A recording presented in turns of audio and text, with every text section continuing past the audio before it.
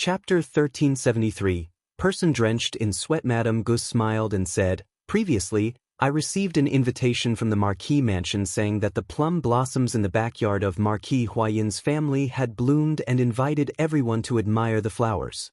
Originally, I thought that I wasn't familiar with them and wanted to reject them. Now that you want to go to the Marquis mansion, this is an opportunity. Flowers could be admired anytime. They were just looking for an opportunity to hold a banquet." In the short time that Madame Gu had been in the capital, many ladies from aristocratic families had held banquets. She had received countless invitations, and Madame Gu had only gone twice. Marquis Huayin's family's heir's wife was relatively late. It was really because the old madam and the others didn't like this kind of liveliness, but they still had to socialize. Moreover, Marquis Huayin's family had been glorious in the early years, so their plum blossom forest was really big and beautiful. There were indeed many madams and young ladies who went for the beautiful scenery. Gu Yundong immediately smiled. What a coincidence! When is the date? 2 days later. 2 days later, Gu Yundong's eyes lit up. All right, I'll go. Then, Madame Gu gave Gu Yundong some instructions and told her about the situation in Marquis Huayin's residence. She asked her to stay for a meal before sending her out. Gu Yundong only realized something after leaving the Qin residence and getting into the carriage. She had forgotten to ask the Gu family if they had a candidate for the female shopkeeper. However, after thinking about it, she decided to forget it. In any case, they would meet again in 2 days. When the time came, it would be the same if she asked. When she returned home, she saw Shao Qingyuan leaning against the recliner reading a book. When Shaowen was not around, Gu Yundong sent Tong Shuitao away. She walked over and laid on him. She hugged his waist and said, "I heard a lot about you when I went to the Qin family today." Shao Qingyuan quickly hugged her to prevent her from falling. When he heard this, he couldn't help but raise his eyebrows. "Me? What is it?" "So you're so famous in the capital. Your reputation seems to be very useful." Shao Qingyuan put down his book and propped himself up slightly. He carried her and sat on his lap. "It's all untrue. Outsiders say I have a kind face." Gu Yundong burst out laughing. She held his face and looked left and right. After a while, she nodded. "You do look kind." Shao Qingyuan narrowed his eyes, pressed her head down, and kissed her. This girl was very bad. She even dared to tease him. Gu Yundong was overjoyed. She leaned into his arms and talked. She told him about her cooperation with Madame Gu in the Qin residence and also about going to Marquis Huayin's residence in 2 days.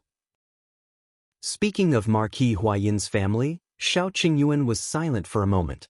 He thought of Tang Qijing, whom he had met in the shop today. This person's mother seemed to be the cousin of Marquis Huayin? Tang Qijing. Hearing this name, Gu Yundong nodded, indicating that she would remember it. Shao Qingyuan looked at her and said, "I'll go with you in 2 days and wait for you outside the mansion." Unfortunately, only women were invited. Gu Yundong smiled and pinched his face. "Are you worried?" "Yeah." "All right, then wait for me outside."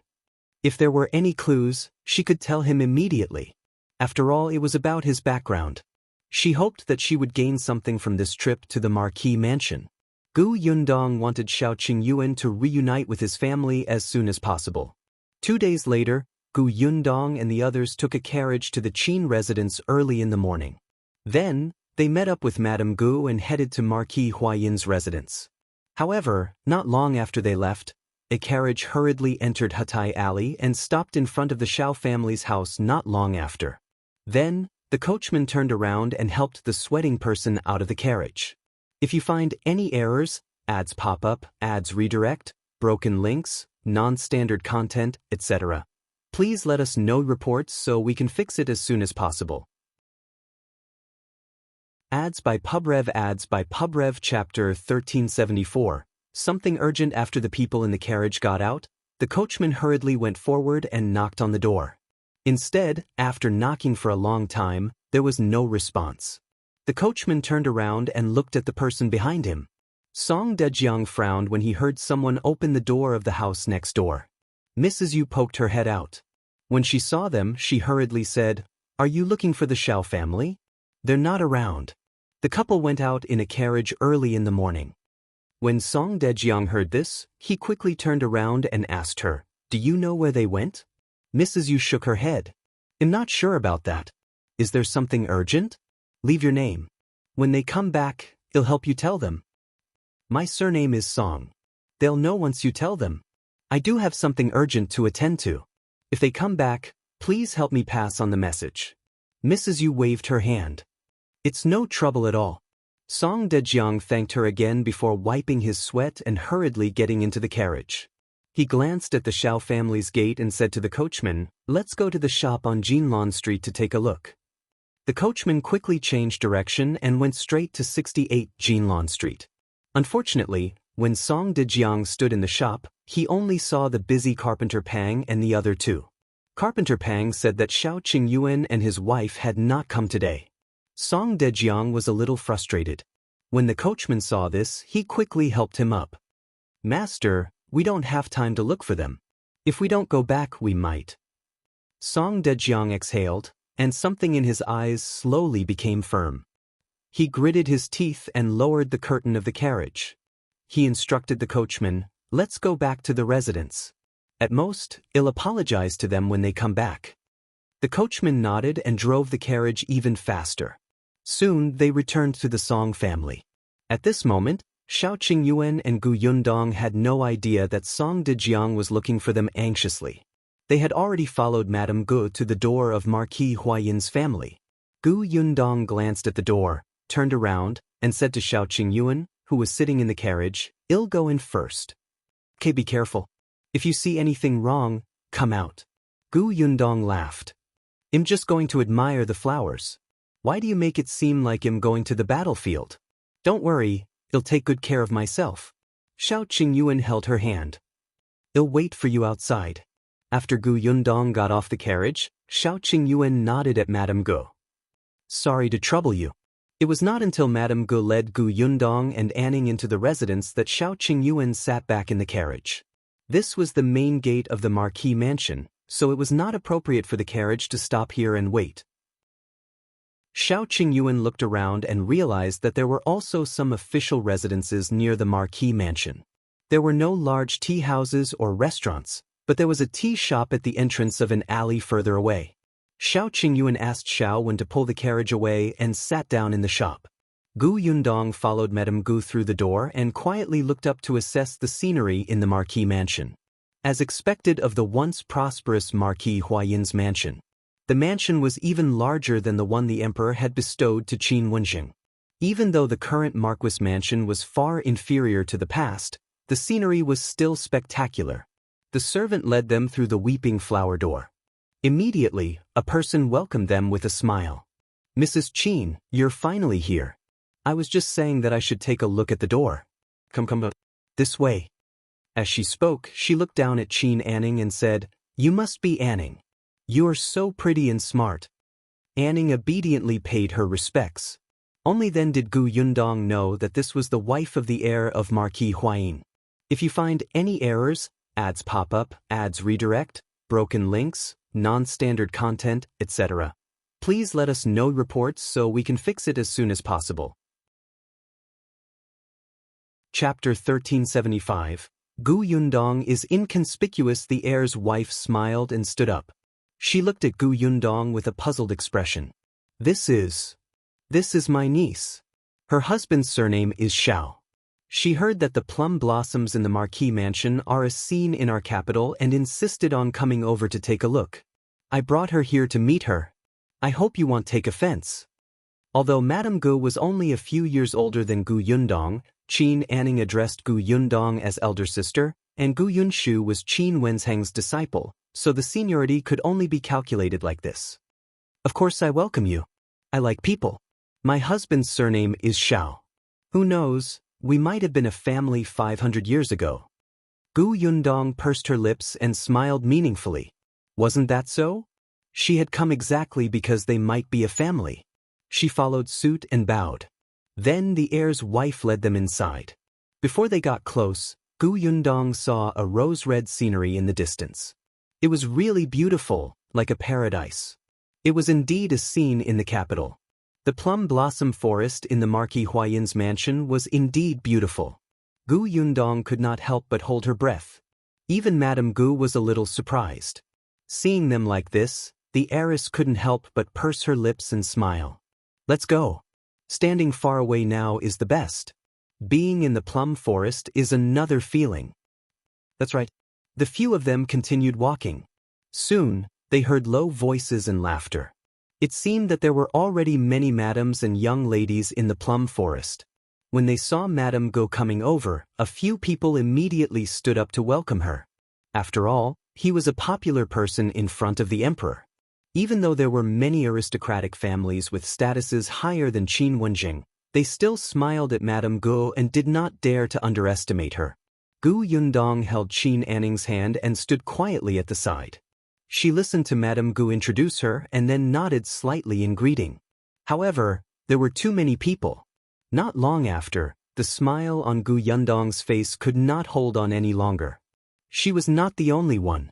Anning, who was beside her, could not help but shake Gu Yundong's hand a few times. After finally walking to the pavilion and sitting down, the heir's wife finally said, "Anning, do you want to go over there to play? The little girls are all over there. Do you want to join in the fun?" Actually, Qin Anning did not want to go. She felt that they were not on the same side. However, she was even more unwilling to stay here. Her mother and these madams and young ladies would definitely talk for a long time. She was too bored. In any case, it was fine as long as she left this place. She did not have to play with those people. Therefore, she nodded and looked at Madame Gu. Madame Gu glanced at Gu Yundong. She knew that she had a motive for entering the Marquis mansion.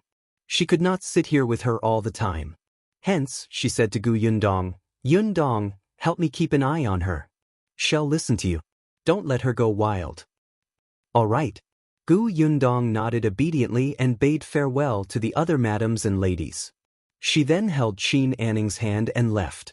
In the eyes of many madams, Gu Yundong was not eye-catching. This married woman was probably just using Qin Wenzheng to see the world. Without her around, these people felt more at ease. The maidservant quickly led Gu Yundong and Qin Anning to the other side of the forest. When they were almost there, Gu Yundong saw 7 or 8 young girls laughing and playing. They were probably all under the age of 10. Qin Anning was not willing to go over. She stood where she was and spoke to Gu Yundong. "If you find any errors, ads pop up, ads redirect, broken links, non-standard content, etc., please let us know reports so we can fix it as soon as possible."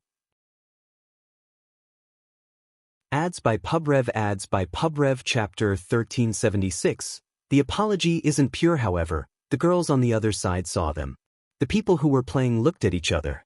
Not long after, 2 ladies of the same age as Anning ran over and stood in front of Qin Anning, inviting her. "Anning, are you coming with us to play?" Qin Anning did not. She did not like these people. They liked to compare at such a young age. It was either that their parents doted on them or that they had learned the zither, chess, calligraphy, and painting. They were praised and rewarded. They even asked her if she was very knowledgeable. After all, her father was a young genius and had caused a sensation back then. Later on, when they found out that Anning was not as good as them, they all looked at her in a strange way. It was as if she had embarrassed her father just because she was not a talented girl. Therefore, the last time they met, they parted on bad terms. Qin Anning did not expect them to come looking for her again. Frowning, she shook her head and said, "I'm not going. I want to accompany my sister Gu." The 2 girls looked up at Gu Yundong curiously.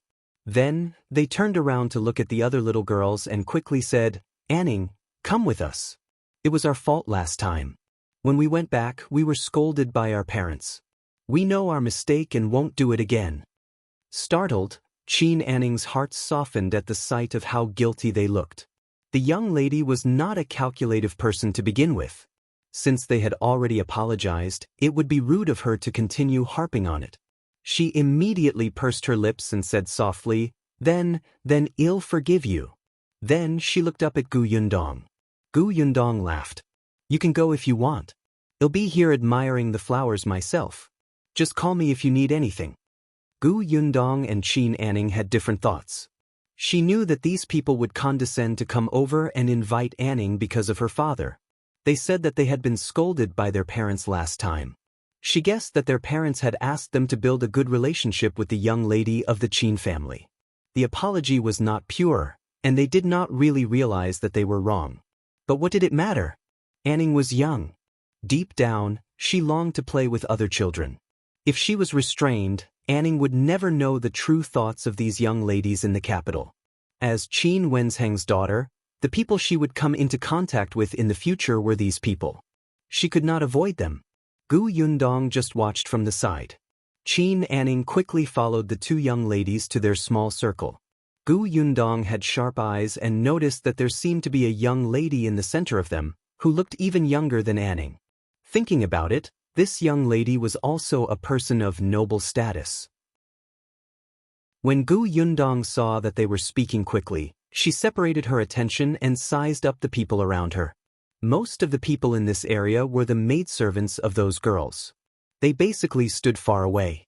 Some were alone, and some were gathered together to talk. The rest were the old maids in the marquis mansion. Gu Yundong's target was these people. She saw an old woman picking up the plum blossom branches that had been torn off the ground. She was probably afraid that the young masters here would accidentally step on them and fall. Gu Yundong narrowed her eyes and quietly reached into her sleeve. She took out the silver bracelet from her space and put it on her wrist. This silver bracelet was specially made after she heard the news from Liangzi in the Wanqing prefecture. If the marquis mansion was really Shao Qingyuan's house, then the elders of the marquis mansion should have seen this bracelet. If you find any errors, ads pop up, ads redirect, broken links, non-standard content, etc., please let us know reports so we can fix it as soon as possible. Chapter 1377, Gu Yundong's Little Trick. Gu Yundong wore the bracelet and specially walked to the old woman's side. She bent down and picked up one of the broken branches. The hand with the silver bracelet stretched out in front of the old man. "For you." The old woman was stunned. She followed the bracelet's hand and looked up. Then she was shocked and said in fear, "I don't dare to trouble madam. I can do it." Gu Yundong stretched the bracelet in front of her again. "I'm fine. It's just a matter of convenience." "Madam, just enjoy the flowers and tea. There are snacks in the pavilion over there. If you need anything else, feel free to tell me." Gu Yundong nodded. "All right, I understand. Thank you." After saying that, she turned around and wanted to leave, but the bracelet slid down her wrist and fell to the ground. Seeing this, the old woman hurriedly picked up the bracelet and handed it to Gu Yundong. "Madam, this is your bracelet." Gu Yundong turned around. "Why did it fall off again? The buttons don't seem to be reliable anymore. I have to get someone to repair it later." As she spoke, she reached out to take the silver bracelet. The old woman took a few more glances at the bracelet. Gu Yundong's eyes lit up and he asked, "Have you seen this bracelet before?" The old woman was stunned for a moment before shaking her head. "I've never seen it before. I just think this bracelet is quite unique." Gu Yundong was speechless. The corners of her mouth twitched. It was indeed quite unique. Gu Yundong was a little disappointed that this old woman had never seen it before. The old woman left quickly. Gu Yundong put the silver bracelet back on her wrist. Unexpectedly, when she looked up, she saw a group of maidservants not far away pointing at her. Gu Yundong narrowed her eyes and looked at them coldly. Immediately, two maids did not dare to make a sound, but two of them looked at Gu Yundong provocatively. Gu Yundong frowned when she suddenly heard Qin Anning's angry voice. "Sister Gu is not a servant of our family. Sister Gu is very capable. You're not allowed to speak ill of her." Gu Yundong looked over and saw that Qin Anning's face had indeed turned red. She pushed one of the young ladies unhappily. That little girl was the one who seemed to have a noble status. As expected, as soon as Anning pushed, one of the maids who had provoked Gu Yundong just now ran over quickly. "Prince." She hugged the little girl and reached out to push Anning. Gu Yundong's pupils constricted. An adult's strength was different from a child's. Anning pushed the little girl and only made her retreat. This maidservant pushed Anning and was about to make her fall. Gu Yundong suddenly rushed forward and quickly supported Anning before she reached the end. She frowned at the maidservant. However, the maidservant looked at her young master tightly. "Little princess, are you all right? Are you injured?" After saying that, she looked up at Anning. "What's wrong with you? If you want to talk, just talk. What right do you have to hit her? If our little princess is injured, can you bear the responsibility?" Anning pursed her lips. After a moment of silence, she said, "It's my fault for pushing her. I apologize, but it's also wrong for her to hurt someone with her words. She has to apologize too." The servant girl was so angry that she laughed. "Our little princess." Before she could finish speaking, the little girl in her arms stopped her. The young princess pushed the servant girl away and raised her chin arrogantly. "I didn't say anything wrong. Why should I apologize? If you find any errors, ads pop up, ads redirect, broken links, non-standard content, etc., please let us know reports so we can fix it as soon as possible." Chapter 1378. Gu Yundong is a country bumpkin. The young princess raised her head and looked at Gu Yundong again. Her eyes were filled with contempt. How powerful can a country woman like her be? She can't even compare to my maidservant. I don't know what Mrs. Qin is thinking. She actually brought such a bumpkin into the Marquis mansion. How embarrassing. "You." Qin Anning stomped her feet in anger. "She's not a bumpkin." "How is she not a bumpkin?" Another young lady chimed in. "Didn't you say just now? Her family is in that village. You even said that she brought you to the mountains and fields to catch cicadas with you. You even ate cicadas. Just thinking about it makes me feel disgusted. You also said that her younger brother didn't have the money to go to school in the past. Later, he finally started to learn with your father. I didn't mean that." Qin Anning looked at Gu Yundong anxiously. Yes, she was the one who said those words. However, she just wanted to tell these people that Sister Gu treated her very well and played with her. There were many interesting things in the village. It was clearly these people who asked her about her previous life in Feng County. Why did they say that Sister Gu was a bumpkin? Also, she just wanted to tell them that Yun Shu was very good at studying. He had only been in her father's school for a year, but he had already surpassed most of the students. He would be the top scholar in the future. These people deliberately misinterpreted her meaning. The young lady looked at Gu Yundong anxiously. She did not want her to misunderstand her. She did not want Sister Gu to hate her. Gu Yundong lowered her eyes and patted her head. She smiled and said, "I know. Don't be anxious." Anning's personality was a little like Madame Guess. Madame Gu was not good at arguing with others. Actually, this also meant that the mother and daughter were protected too well by Wenzheng. Seeing that Gu Yundong did not misunderstand, Anning heaved a sigh of relief. When she looked up again, she faced the girls with her head held high.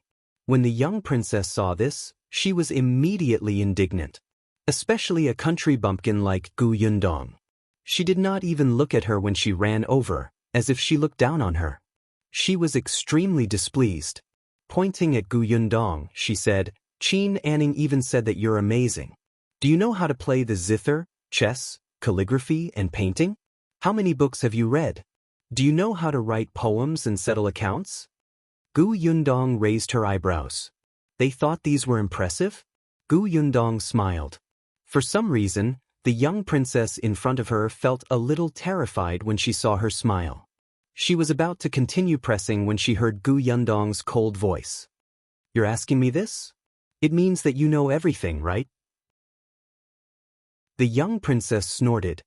"Of course. I've been studying since I was 3 years old. I know the zither, chess, calligraphy, and painting. I also know how to memorize poems and calculate accounts. I've also read a lot of books." She was 6 years old this year and had studied for 3 years. She thought that her results were not bad. After all, even the headmaster praised her for being smart. Gu Yundong nodded slightly. "You've read a lot of books?" She seized this point and asked, "If that's the case, do you know the most basic knowledge?" Of course. The young princess felt an inexplicable panic. However, she was a dignified princess. How could she be afraid of a bumpkin? Then let me ask you a few questions. Gu Yundong raised her eyebrows and smiled. Just ask. Would she be stumped by an uneducated bumpkin? What a joke.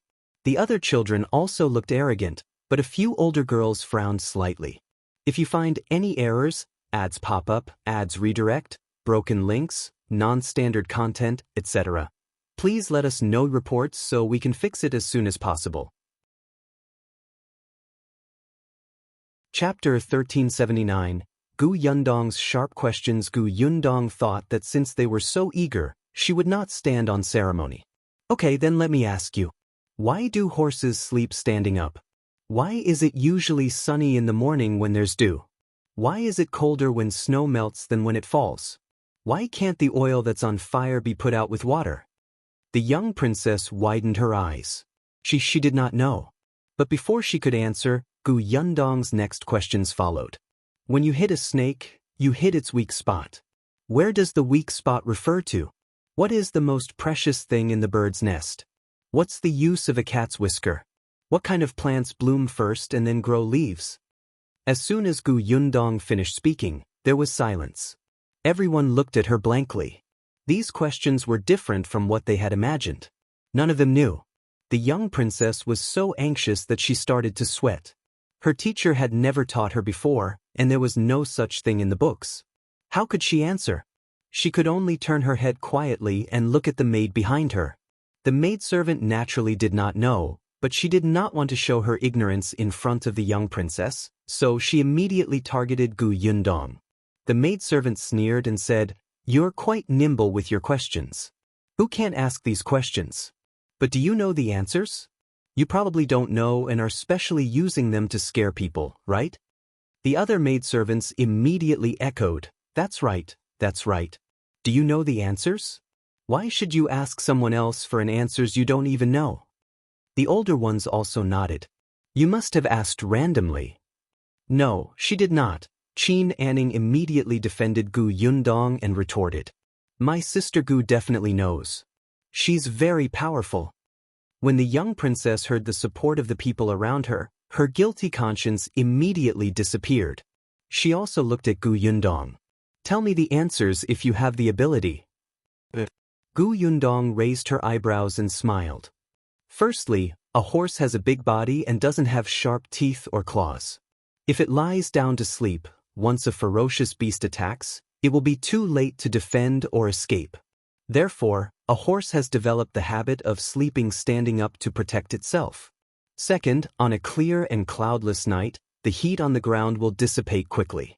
The temperature in the field will decrease rapidly, and the ability to contain water vapor in the air will weaken. This way, the water vapor will condense on the grass, leaves, or rocks. Therefore, it's usually sunny in the morning when there's dew. 3. When the snow stops and the sky clears, there will be no clouds in the sky to block sunlight. The snow will begin to melt under the sunlight and absorb heat, so it will be colder when the snow melts. Fourth, oil is lighter than water. When it burns, if you pour water into it, the water will immediately sink to the bottom of the oil. The oil will float up and flow out of the pot. Of course, the fire will burn brighter and brighter. It's best to immediately cover the pot to extinguish the oil pot fire. After Gu Yundong finished speaking, she looked at the girls in front of her who were blinking in shock. She suddenly felt that she was bullying them. She spoke faster. The 7 inches of a snake is the heart. The most precious bird's nest is the blood swallow. A cat's whisker is used to detect the width of the road. Plants like winter plums, white jasper, and elm plums bloom first before growing leaves. Buying the shell and returning the pearl is a metaphor for people who only pay attention to the appearance of things and not their substance. She said the last sentence very meaningfully. As expected, the 2 older girls instantly understood what she meant and felt a little ashamed. If you find any errors, ads pop up, ads redirect, broken links, non-standard content, etc., please let us know reports so we can fix it as soon as possible. Chapter 1380. Not the Lady. Gu Yundong looked at the other young ladies, but she was so shocked by their sparkling eyes that she took a step back. "What are you doing?" You really know everything, the young princess said in disbelief. None of her teachers had ever told her that. Was this woman really a bumpkin? Standing at the side, Qingyuan puffed out her chest and said proudly, I told you long ago that my sister Gu is extremely capable, but you didn't believe me. Otherwise, if you have any questions, just ask my sister Gu and she'll be able to answer them. Gu Yundong was speechless. No, I'm not. You were bragging too much. Seeing that the young princess had opened her mouth and was about to ask questions, Gu Yundong hurriedly wanted to stop her. Unexpectedly, a low laugh suddenly came from behind. Gu Yundong was stunned. She turned around and saw a few people suddenly walk out of the plum forest. The woman standing at the front looked to be in her 40s. She was slightly fat, but she looked kind. Behind her were two maidservants. Just as Gu Yundong was wondering who this person was, she heard the young ladies beside her say respectfully, Marquis Madam. Marquis Madam? Gu Yundong was stunned. Was this Marquis Huayin's wife? She stopped breathing and could not help but size her up. But then she frowned slightly. Back then, Liangzi had said that the couple carrying Shao Qingyuan were a beautiful couple who were tall. The marquise in front of her was a little plump and not very tall. However, one could still vaguely see her youthful beauty from her face. Was she the same person from back then? The lady was also sizing up Gu Yundong. She had actually come over earlier and was attracted by the young prince's voice. This flower appreciation banquet was organized by the heir's wife, and the guests were all from the younger generation, and it was fine if she did not attend. However, as the wife of the head of the family, she should greet everyone when they arrived. However, she did not expect to hear the children arguing the moment she returned. The cause was the young woman in front of her. The lady wanted to go out, but she stopped when she heard this person's voice. Then, she heard the series of questions and answers. To be honest, it was really unexpected. The marquise thought that she had read a lot of books, but she could only answer a few of these questions. It was a very strange feeling. So this was how the knowledge that was closely related to them came about. The marquise became interested in Gu Yundong. No wonder Madame Gu brought her here. It seems that Madame Shao is also a well-read person. The marquise was the first to speak. Gu Yundong smiled. I just read some miscellaneous books. As she spoke, she raised her hand and brushed her hair, revealing the silver bracelet on her wrist. The silver bracelet was really eye-catching. As expected, the marquis's gaze was fixed on it for 2 seconds. Gu Yundong observed her expression. Unfortunately, there was no fluctuation in her emotions. She could not help but feel a little disappointed. If Shao Qingyuan's background was really related to Marquis Huayin, then the people most likely to be his parents were the Marquis' wife or second madam. The marquise in front of him did not react to the silver bracelet at all. She did not look like Shao Qingyuan at all. It was very likely that it was not her. What about the second madam? But just in case, Gu Yundong wanted to confirm it again. She took out a handkerchief from her sleeve and gently wiped the dirt off her fingers. If you find any errors, ads pop up, ads redirect, broken links, non-standard content, etc., please let us know reports so we can fix it as soon as possible. Chapter 1381. Pleasing the handkerchief slid open, revealing the word Shao. However, the marquise still did not have any reaction. She only said, Mrs. Shao, you might have been here for a long time. Why don't you go in and have a cup of tea and snacks? Then, she said to the other children, what about you? Do you want to rest for a while before playing? Everyone looked at the young princess. The young princess nodded and then looked at Gu Yundong. Seeing that Gu Yundong was holding Qingyuan's hand, she frowned and ran to her right. She also grabbed her hand that was holding onto the handkerchief. Gu Yundong. What are you doing? What happened? The little princess blushed slightly. She did not look at Gu Yundong and deliberately said with a straight face, let's go. Gu Yundong looked as if she had been struck by lightning. No, young princess, you were still calling me a bumpkin just now. Don't you feel uncomfortable holding my hand? The young prefect was not upset, but Qingyuan was. She wanted her not to hold her hand. This was her sister Gu. However, looking at the marquise in front of her, She did not say anything. She only secretly glared at the young princess. On the other hand, the marquise covered her mouth and laughed softly. Others might not know, but she knew very well. The young princess was the daughter of the royal prince, Zhiyan. Zhiyan was an arrogant person, and her daughter was very doted on. In any case, with him as her father, no one could bully her. Therefore, the young prince's personality was a little free to do whatever she wanted. When she could not stand Gu Yundong, she would scold her. Now that she realized that Gu Yundong had something that she liked, she could not help but get closer to him. Others did not know if this personality was good or bad. The marquise sighed as she walked into the hall. When she turned around, she found that the children had all followed her in. Gu Yundong, who was surrounded in the middle, actually felt like the king of children. The marquise wanted to laugh for a moment. Come sit. The marquise got someone to serve tea and snacks for the children. She then asked Gu Yundong, "What kind of books does Mrs. Shao usually read?" Did this lady have to ask this?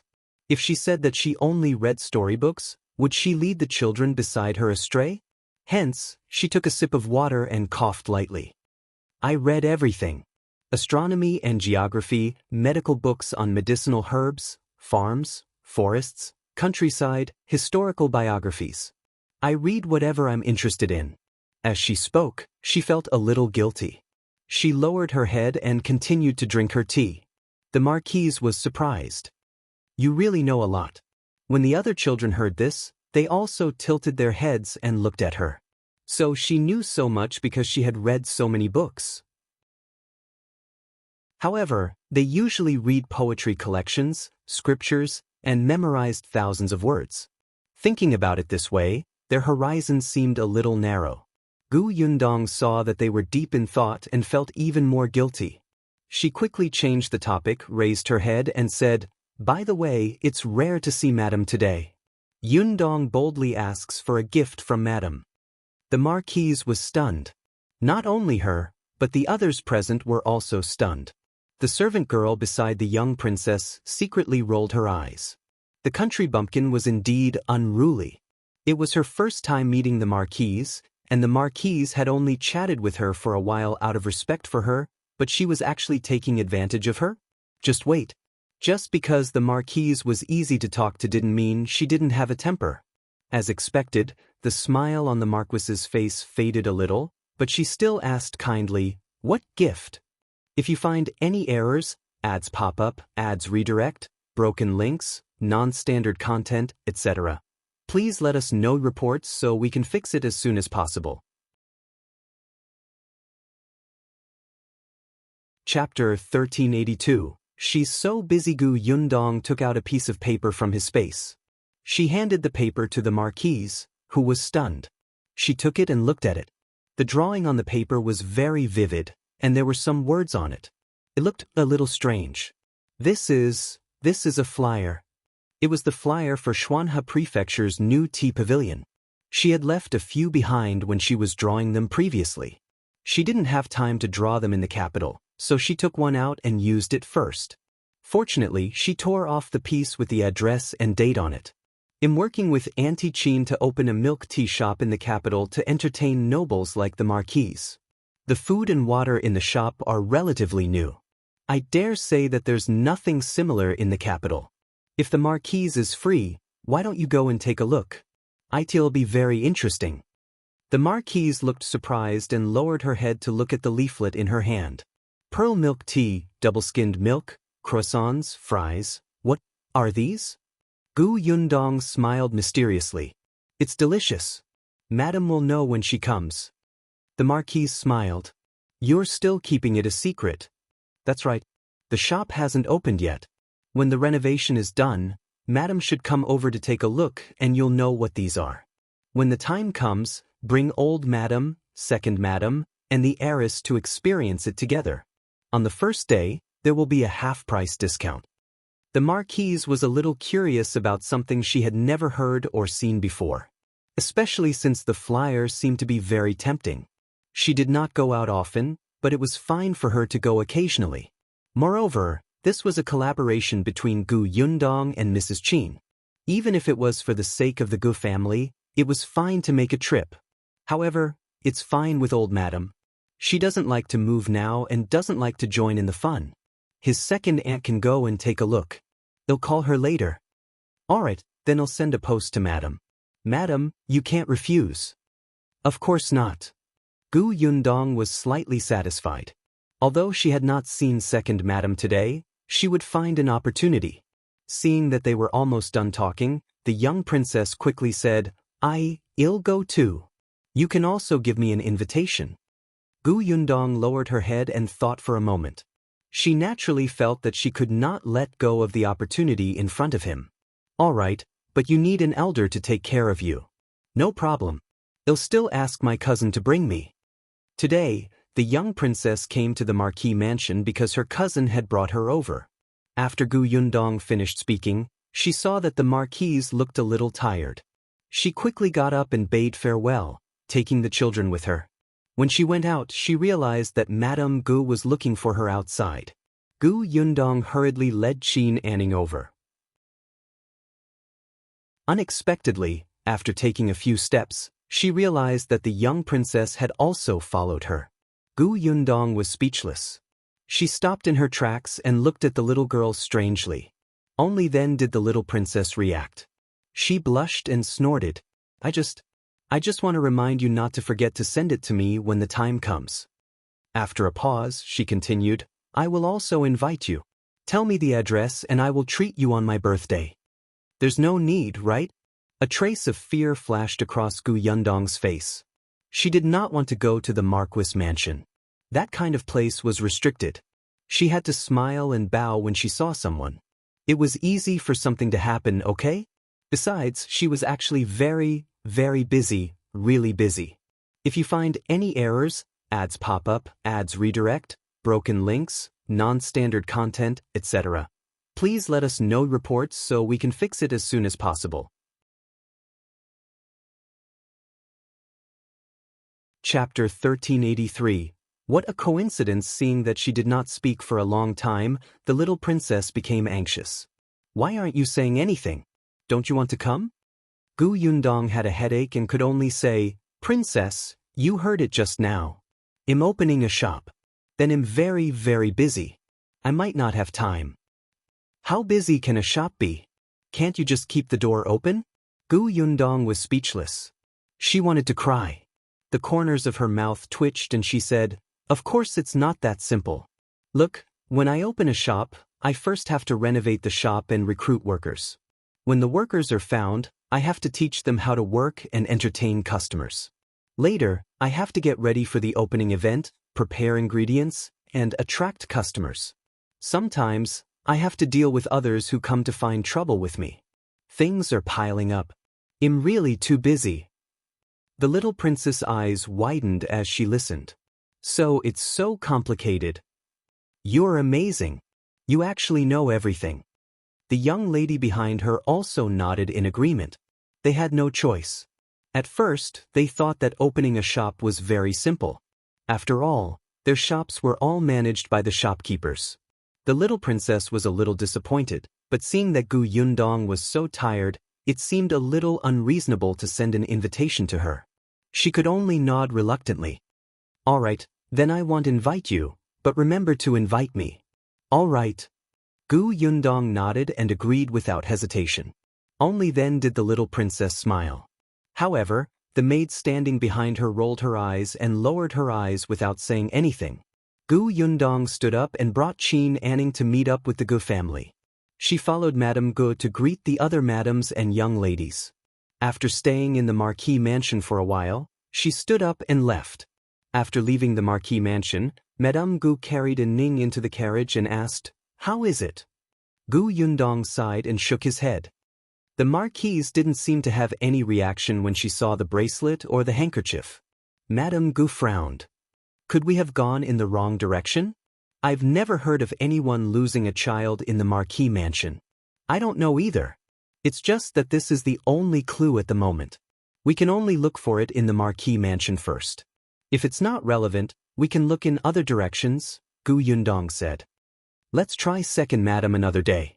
Madame Gu patted her hand. There's no hurry. We've waited for so many years. Now that we have a clue, we'll find it eventually. Okay. Gu Yundong nodded. Send Anning back first. I think she's a little sleepy. I'll wait for Brother Shao. Alright, then I'll take my leave first. If there's anything, you can come to my residence to look for me. There's no need for any invitations. I'll tell the door guard. Okay. Madame Gu asked the maidservant to help her into the carriage. Gu Yundong and Tong Shuitao watched their carriage get further and further away until it disappeared around the corner. Then she turned around. She did not know when Shao Qingyuan had appeared behind her, but what surprised Gu Yundong was that he was holding 2 boxes. Gu Yundong looked at the 2 boxes in confusion. This is... During the time you were in the Marquis mansion, I got 2 herbs. They were written in the medical book that Song Dejiang gave me. Gu Yundong's eyes widened. I've only been in the residence for a short while, and you've already gotten 2 precious herbs? Those were the herbs recorded in Song Dejiang's medical books. Shao Qingyuan handed the box to Shao Wen, who was leading the carriage over. He smiled and said, "It was just a coincidence." Wasn't that too much of a coincidence?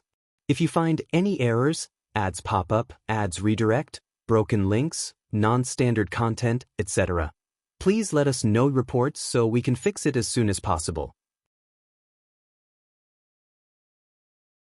Chapter 1384. Bad feeling. Gu Yundong remembered that in the medical book Song Dejiang had given her, there were about 50 kinds of precious herbs. In less than 2 years, Shao Qingyuan had already found more than 30 types. Gu Yundong felt that he might have a buff that attracted medicinal herbs. Otherwise, how could it be so easy for him to find a medicinal herb that others might not be able to find even after working hard for their entire lives? Perhaps he was born to walk the path of a medicinal herb merchant. Gu Yundong could not help but sigh. Shao Qingyuan helped her into the carriage.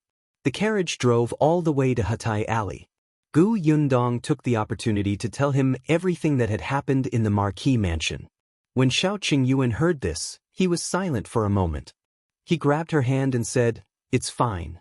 There's no hurry. It's only the first day." As they spoke, the carriage entered the alley and stopped in front of the Shao family's house. Unexpectedly, just as the carriage stopped and before she could get out, the door of the house next door opened and Mrs. Yu ran over. "Is Sister Yundong back?" "Yes, sister-in-law." "What's the matter?" Gu Yundong lifted the curtain and alighted from the carriage. Mrs. Yu had already run up to them and said in a hurry, "Io, where did you go? Why you only back now? Let me tell you, when you left this morning, someone rushed over to look for you and said that he had something to tell you. There's no one here. I heard that they even went to your shop to look for you." Gu Yundong and Shao Qingyuan were stunned at the same time. They looked at each other and asked, "Sister-in-law Yu, did you ask who was looking for us?" "I asked.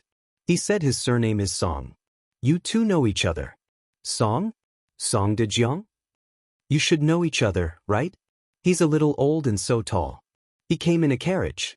He looked so anxious as if someone was going to die."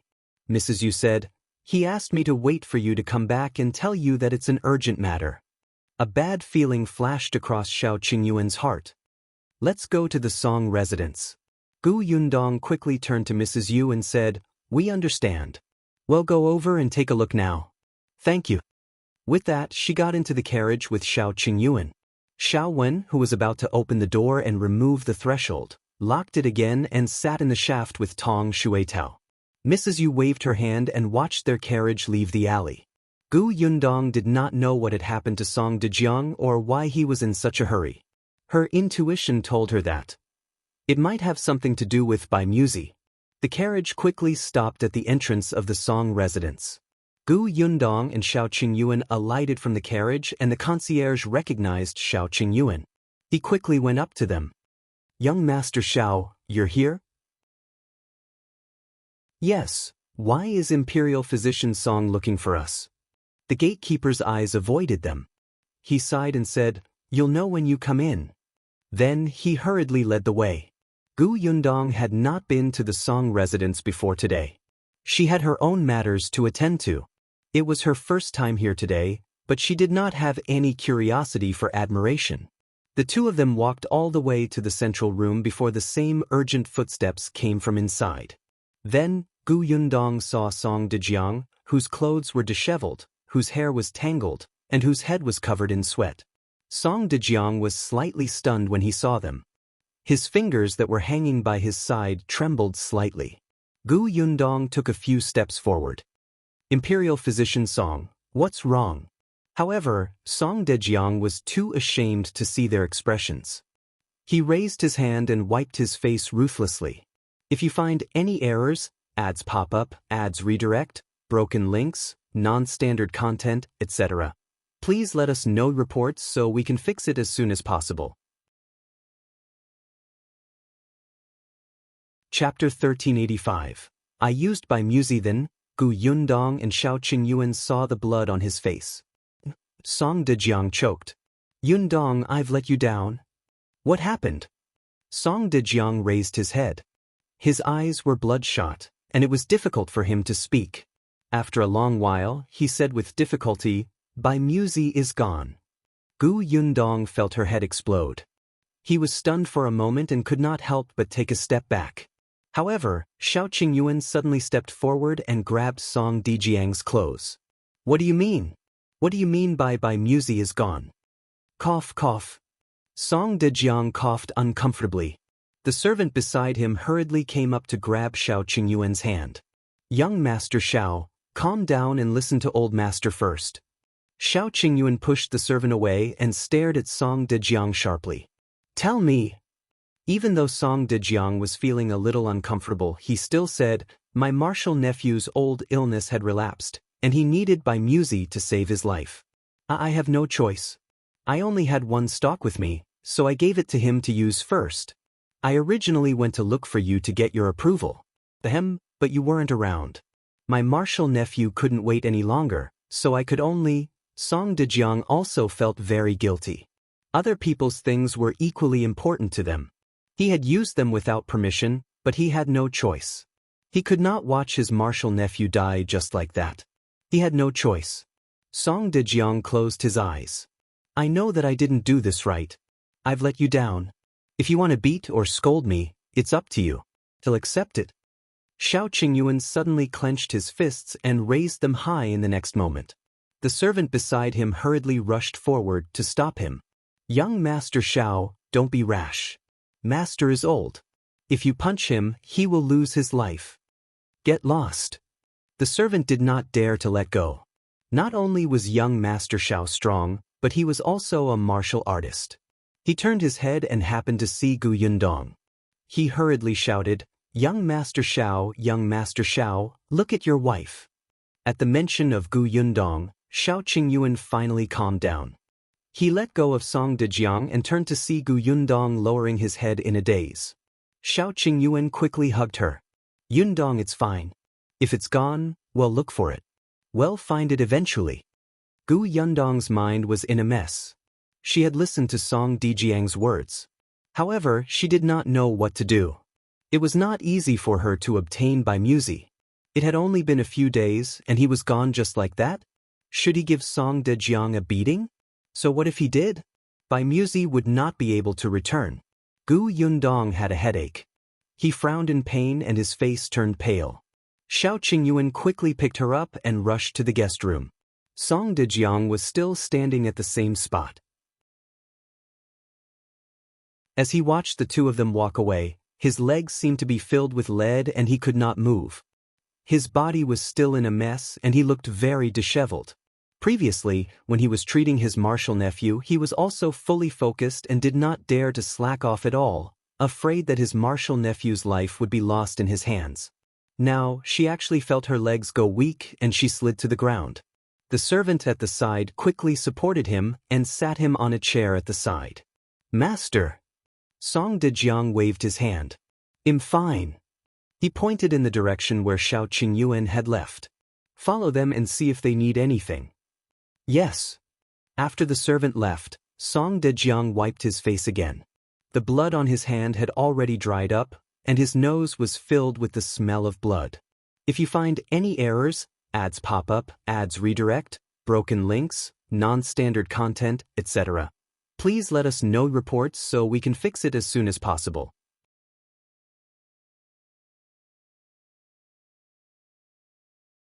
Chapter 1386. Her mother has been waiting for a long time. Shao Qingyuan carried Gu Yundong and kicked open the door. After placing her on the bed, he frowned and looked at her worriedly. What's wrong? Are you feeling unwell? I'm fine. I just feel a little uncomfortable. Gu Yundong buried her head in his arms and said in a muffled voice, Why is it gone? It wasn't easy for us to get by Muzi, but it's gone just like that. It's okay. Well, look again. Gu Yundong hugged him tightly. We've been searching for nearly 2 years. It wasn't easy to find such a stock. I don't know how many more years it will take to find it. Her mother had been waiting for a long time. Gu Yundong hugged Shao Qingyuan even tighter. I really want to beat Song Dejiang up. I'll beat him. After Shao Qingyuan finished speaking, he realized that Gu Yundong's grip on his waist had tightened. He sighed slightly and hugged her on his lap. If it's really uncomfortable, cry. I'll be here. I'll watch over you. I am. Gu Yundong had always been strong and rarely cried. However, at this moment she felt her eyes sting. It was very difficult to find that by Muzi. Shao Qingyuan almost gave up his life for this medicine. He almost became someone's slave. He ran away for a clue. He had put in a lot of effort. It was not easy for him to find by Muzi. In the future, he would not secretly take risks without telling her. But now, they were back to square one. Her mother still had to wait. She had just had some hope, but it was gone. I'll write a letter later and ask my parents not to come. Her negative emotions reached their peak in an instant. Father and mother would be so disappointed. Shao Qingyuan took a deep breath and lowered his head to kiss her face. He'll write it. They won't blame you. Yes, Gu Yundong replied softly. Then, she closed her eyes and leaned into his arms without making another sound. Shao Qingyuan gently stroked her back until he felt her breathing gradually calm down. Then, he hugged her and lay down. Seeing this, the servant at the door quietly closed the door. He exhaled and left quietly. When he returned to the main courtyard, Song Dejiang had already stood up. In the end, he went to wash his face, but his body was still messy. The servant reported, Young Master Shao and Madam are resting in the guest room. Song Dejiang paused and nodded. Get Shao Wen and the rest to come in too. Arrange for them in the room next door. Then, he went in to see his martial nephew. The guy was still unconscious, but his expression was slightly better. Song Dejiang sighed and asked the medicine boy to continue guarding the room while he returned to his room to rest. He had been tense since early in the morning. He was old, and after such a rescue, he felt like the world was spinning when he came back to his senses. However, he really could not fall asleep on the bed. It was not until the sky was about to darken that he slowly fell asleep. The next day, Song Dejiang woke up early. He went to see his martial nephew first, who was still unconscious. However, he took her pulse. Her pulse had stabilized and she was fine. Even his old illness had been treated, so it would not relapse. Song Dejiang heaved a sigh of relief. After seeing them, he went to the courtyard and asked the servants, Where are Shao Qingyuan and the rest? They're not up yet. After hearing this, Song Dejiang was silent for a while. I'm going to check on them, he said, and strode off toward the guest room. If you find any errors, ads pop up, ads redirect, broken links, non-standard content, etc., please let us know reports so we can fix it as soon as possible. Chapter 1387. Martial Nephew by Zhiyan. Unexpectedly, after taking a few steps, Shao Qingyuan and Gu Yundong arrived together. Song Dejiang paused for a moment before stepping forward with a serious expression. I'm very sorry about by Muzi. Gu Yundong waved her hand. That's it. You've already used it. No matter what you say, it won't be able to come back. Moreover, he's your martial nephew. Coincidentally, his life was in your hands. Such a choice is inevitable. Gu girl. Gu Yundong was a little tired. She took a deep breath. Anyway, you owe me one. I know. But I also owed you in the past, Gu Yundong said immediately. Song Dejiang was stunned. Gu Yundong smiled bitterly. We can't settle this score. Anyway, I'll continue to look for by Muzi. The next time I find it, I want hand it over to you first. Also, you have to save my mother. All right. Song Dejiang did not know what to say. After a long time, he said one word. I'm hungry. Let's eat first. Song Dejiang hurriedly got someone to serve the food. The three people eating in the reception pavilion were very quiet. No one spoke again. This kind of thing seemed to be unnecessary. Until a servant came to report, Old Master, young Master Bai is awake. Song Dejiang was stunned. He threw down his chopsticks and hurriedly ran away. Gu Yundong pinched herself gently. Young Master Bai? What's wrong? Shao Qingyuan wiped her hands. When Song Dejiang threw down his chopsticks just now, the porridge had splashed on the back of Yundong's hand. Gu Yundong suddenly said, Bai? Could young Master Bai be Bai Yang? Yes, Bai Yang's grandfather is Song Dejiang's master. It can't be. Gu Yundong could not be bothered to eat and hurried over to take a look. If it was really that little guy. However, when she saw the person lying on the bed, Gu Yundong finally came to her senses. It was not Bai Yang. Yes, Song Dejiang knew that she knew Bai Yang. If it was him, Song Dejiang would have told her. But this person looked familiar to Gu Yundong. Bai Zhiyan also saw them. His pale lips twitched as he said, Martial uncle has already told me. I'm sorry, I used your Bai Muzi and couldn't tell you in advance. Gu Yundong did not know what to say. Song Dejiang introduced, This is Shao Qingyuan, this is Gu Yundong, the sister Gu that Bai Yang had seen before. Back in Qingyuan Prefecture, she was the one who saved Bai Yang from the human traffickers. When Bai Zhiyan heard this, he immediately wanted to get up. Song Dejiang hurriedly held him down. It's not appropriate for you to move too much now. Bai Zhiyan could only give up and lie back down. However, he still said gratefully to Gu Yundong, Mrs. Shao is the Bai family's great benefactor. You saved Bai Yang, and the medicine I used to treat his illness is yours. I really can't thank you enough. Gu Yundong remembered. Wasn't this the brother Bai that Bai Yang was talking about? Gu Yundong felt that every time she met him, he seemed to be terminally ill. Was he that miserable? For some reason, she actually felt some sympathy for him. However, Gu Yundong still said, Since you're a member of the Bai family, I heard from Bai Yang that the Bai family has 2 Bai muses, right? If you're grateful, give me one later.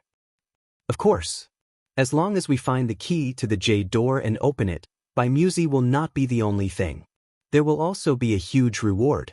Bai Zhiyan said solemnly. He could still make the decision to return Bai Muzi to Gu Yundong. If you find any errors, ads pop up, ads redirect, broken links, non-standard content, etc., please let us know reports so we can fix it as soon as possible. Chapter 1388. Who is Gao Feng looking for? Gu Yundong was slightly satisfied. Seeing how tired he looked, she did not want to disturb his rest. Alright then, we'll leave first. Have a good rest. When I recover, I'll definitely visit again to thank you. Gu Yundong nodded. He was really polite. She and Shao Qingyuan walked out. Seeing that Song Dejiang had followed them out, she simply asked him for a messenger pigeon. Then she borrowed a brush and paper to write to Gu Dajiang and tell him about Bai Muzi. Gu Yundong held the brush for a long time but did not know how to write. In the end, Shao Qingyuan took it. Didn't I say that I would write it? Shao Qingyuan was much faster at writing. He had always been good at keeping things short, so he finished it in no time. Then he stuffed it into the small bamboo tube on the messenger pigeon's leg and let it out. Song Dejiang's messenger pigeon was used to exchange medical books with him. It was just useful. Gu Yundong heaved a sigh of relief after the letter was sent out. Her parents should not have set off yet. It was not too late to tell them. Song Dejiang saw that Gu Yundong was still listless. He thought about it and went into the house to take out 2 herbs. This is to compensate you. Gu Yundong did not know him, but Shao Qingyuan narrowed his eyes slightly. These herbs were the herbs in Song Dejiang's medical books. They were very precious. You're really giving them to us? Song Dejiang nodded. Although he was a little reluctant, he had done something wrong in the first place. It would not make sense if he did not compensate him. Seeing this, Gu Yundong understood something. She paused and returned one of the medicinal herbs. 1 stalk for 1 stalk. There's no need to give more. I'll take this. Song Dejiang looked down and sighed inwardly. Although he was exchanging 1 stalk for another, the one he used was extremely precious to Gu Yundong. It was exceptionally different. But when she said that, Song Dejiang still took it back. Shao Qingyuan put away the remaining one and the two of them were about to leave. At this moment, the medicine boy rushed over and said that Bai Ziyan's body temperature had risen again, and he asked Song Dejiang to hurry over and take a look. Song Dejiang hurried inside. Gu Yundong and Shao Qingyuan were about to leave, but they stopped when they heard this. After all, the man had used by Muzi, so they had to show some concern. Therefore, the two of them returned to their rooms. Song Dejiang felt Bai Ziyan's pulse again and heaved a sigh of relief. Fortunately, this was a normal phenomenon. He turned around and saw Shao Qingyuan enter. He paused and looked at him, then at Bai Ziyan. Suddenly he said, "Come and take his pulse." Shao Qingyuan frowned slightly, but Bai Ziyan understood. He immediately smiled and said, "This is a rare opportunity to learn. It's not easy to encounter my illness. Let's give it a try." Gu Yundong pushed him. Only then did Shao Qingyuan step forward and place his hand on his wrist. Bai Ziyan looked at him for a moment and said, "I heard from Uncle Master that you're very talented in medicine. If Gao Feng finds the key in the future and opens the jade door, there will be many lost books inside. You can take a look." Shao Qingyuan nodded and continued to take the pulse. Gu Yundong found it strange. Isn't Gao Feng looking for someone? He's looking for someone and the key? The key is with that person. As long as we find the person, we will naturally find the key. Gu Yundong's eyes lit up. Last time, Brother Shao met Gao Feng. I think he went to the Xuanhe Prefecture. Who is he looking for? We live in the Xuanhe Prefecture. We might be able to help. Yes, there was strength in numbers. If they helped find the person, they would have the key. If you find any errors, ads pop up, ads redirect, broken links, non-standard content, etc., please let us know reports so we can fix it as soon as possible. Chapter 1389. Gao Feng is looking for me. Bai Ziyan thought for a moment. It wasn't that he couldn't say it. Moreover, Gu Yundong was right. She was familiar with the Xuanhe Prefecture. It might be helpful. Therefore, Bai Ziyan sighed and said, "Gao Feng is looking for a woman. Unfortunately, we don't know her name, age, or address. We only know that 2 years ago she was about this tall." When he saw Shao Qingyuan retract his hand that was taking his pulse, he raised his hand to indicate the height. Gu Yundong frowned. He did not know her name. With her height from 2 years ago, it was really difficult to find her like this. Then where did he meet that woman? What did they say? What did they do? Gu Yundong asked again. Bai Ziyan said, although that woman was young, her skills were very good. The biggest clue is that she had a crossbow on her. It's a very exquisite crossbow. Gu Yundong was stunned. A strange look flashed across her face. Shao Qingyuan also looked up at her. The two of them looked at each other and fell silent. Bai Ziyan continued, "At that time, we saw it on the way to escape from the wilderness. It was on the road between Yongning Prefecture and Qingyuan Prefecture. At that time, we encountered 2 bastards who wanted to take advantage of the night to harm Bai Yang and Bai Yu. That girl suddenly appeared and helped to deal with one of them with a crossbow. The other was dealt with by Gao Feng. That girl said that she realized that those 2 people had ill intentions, so she attacked." Gu Yundong widened her eyes in disbelief and looked at Bai Ziyan in shock. She suspected that she had heard wrongly. On the other hand, Song Dejiang, who was at the side, asked in surprise, "The girl Gao Feng is looking for met him on the way to escape?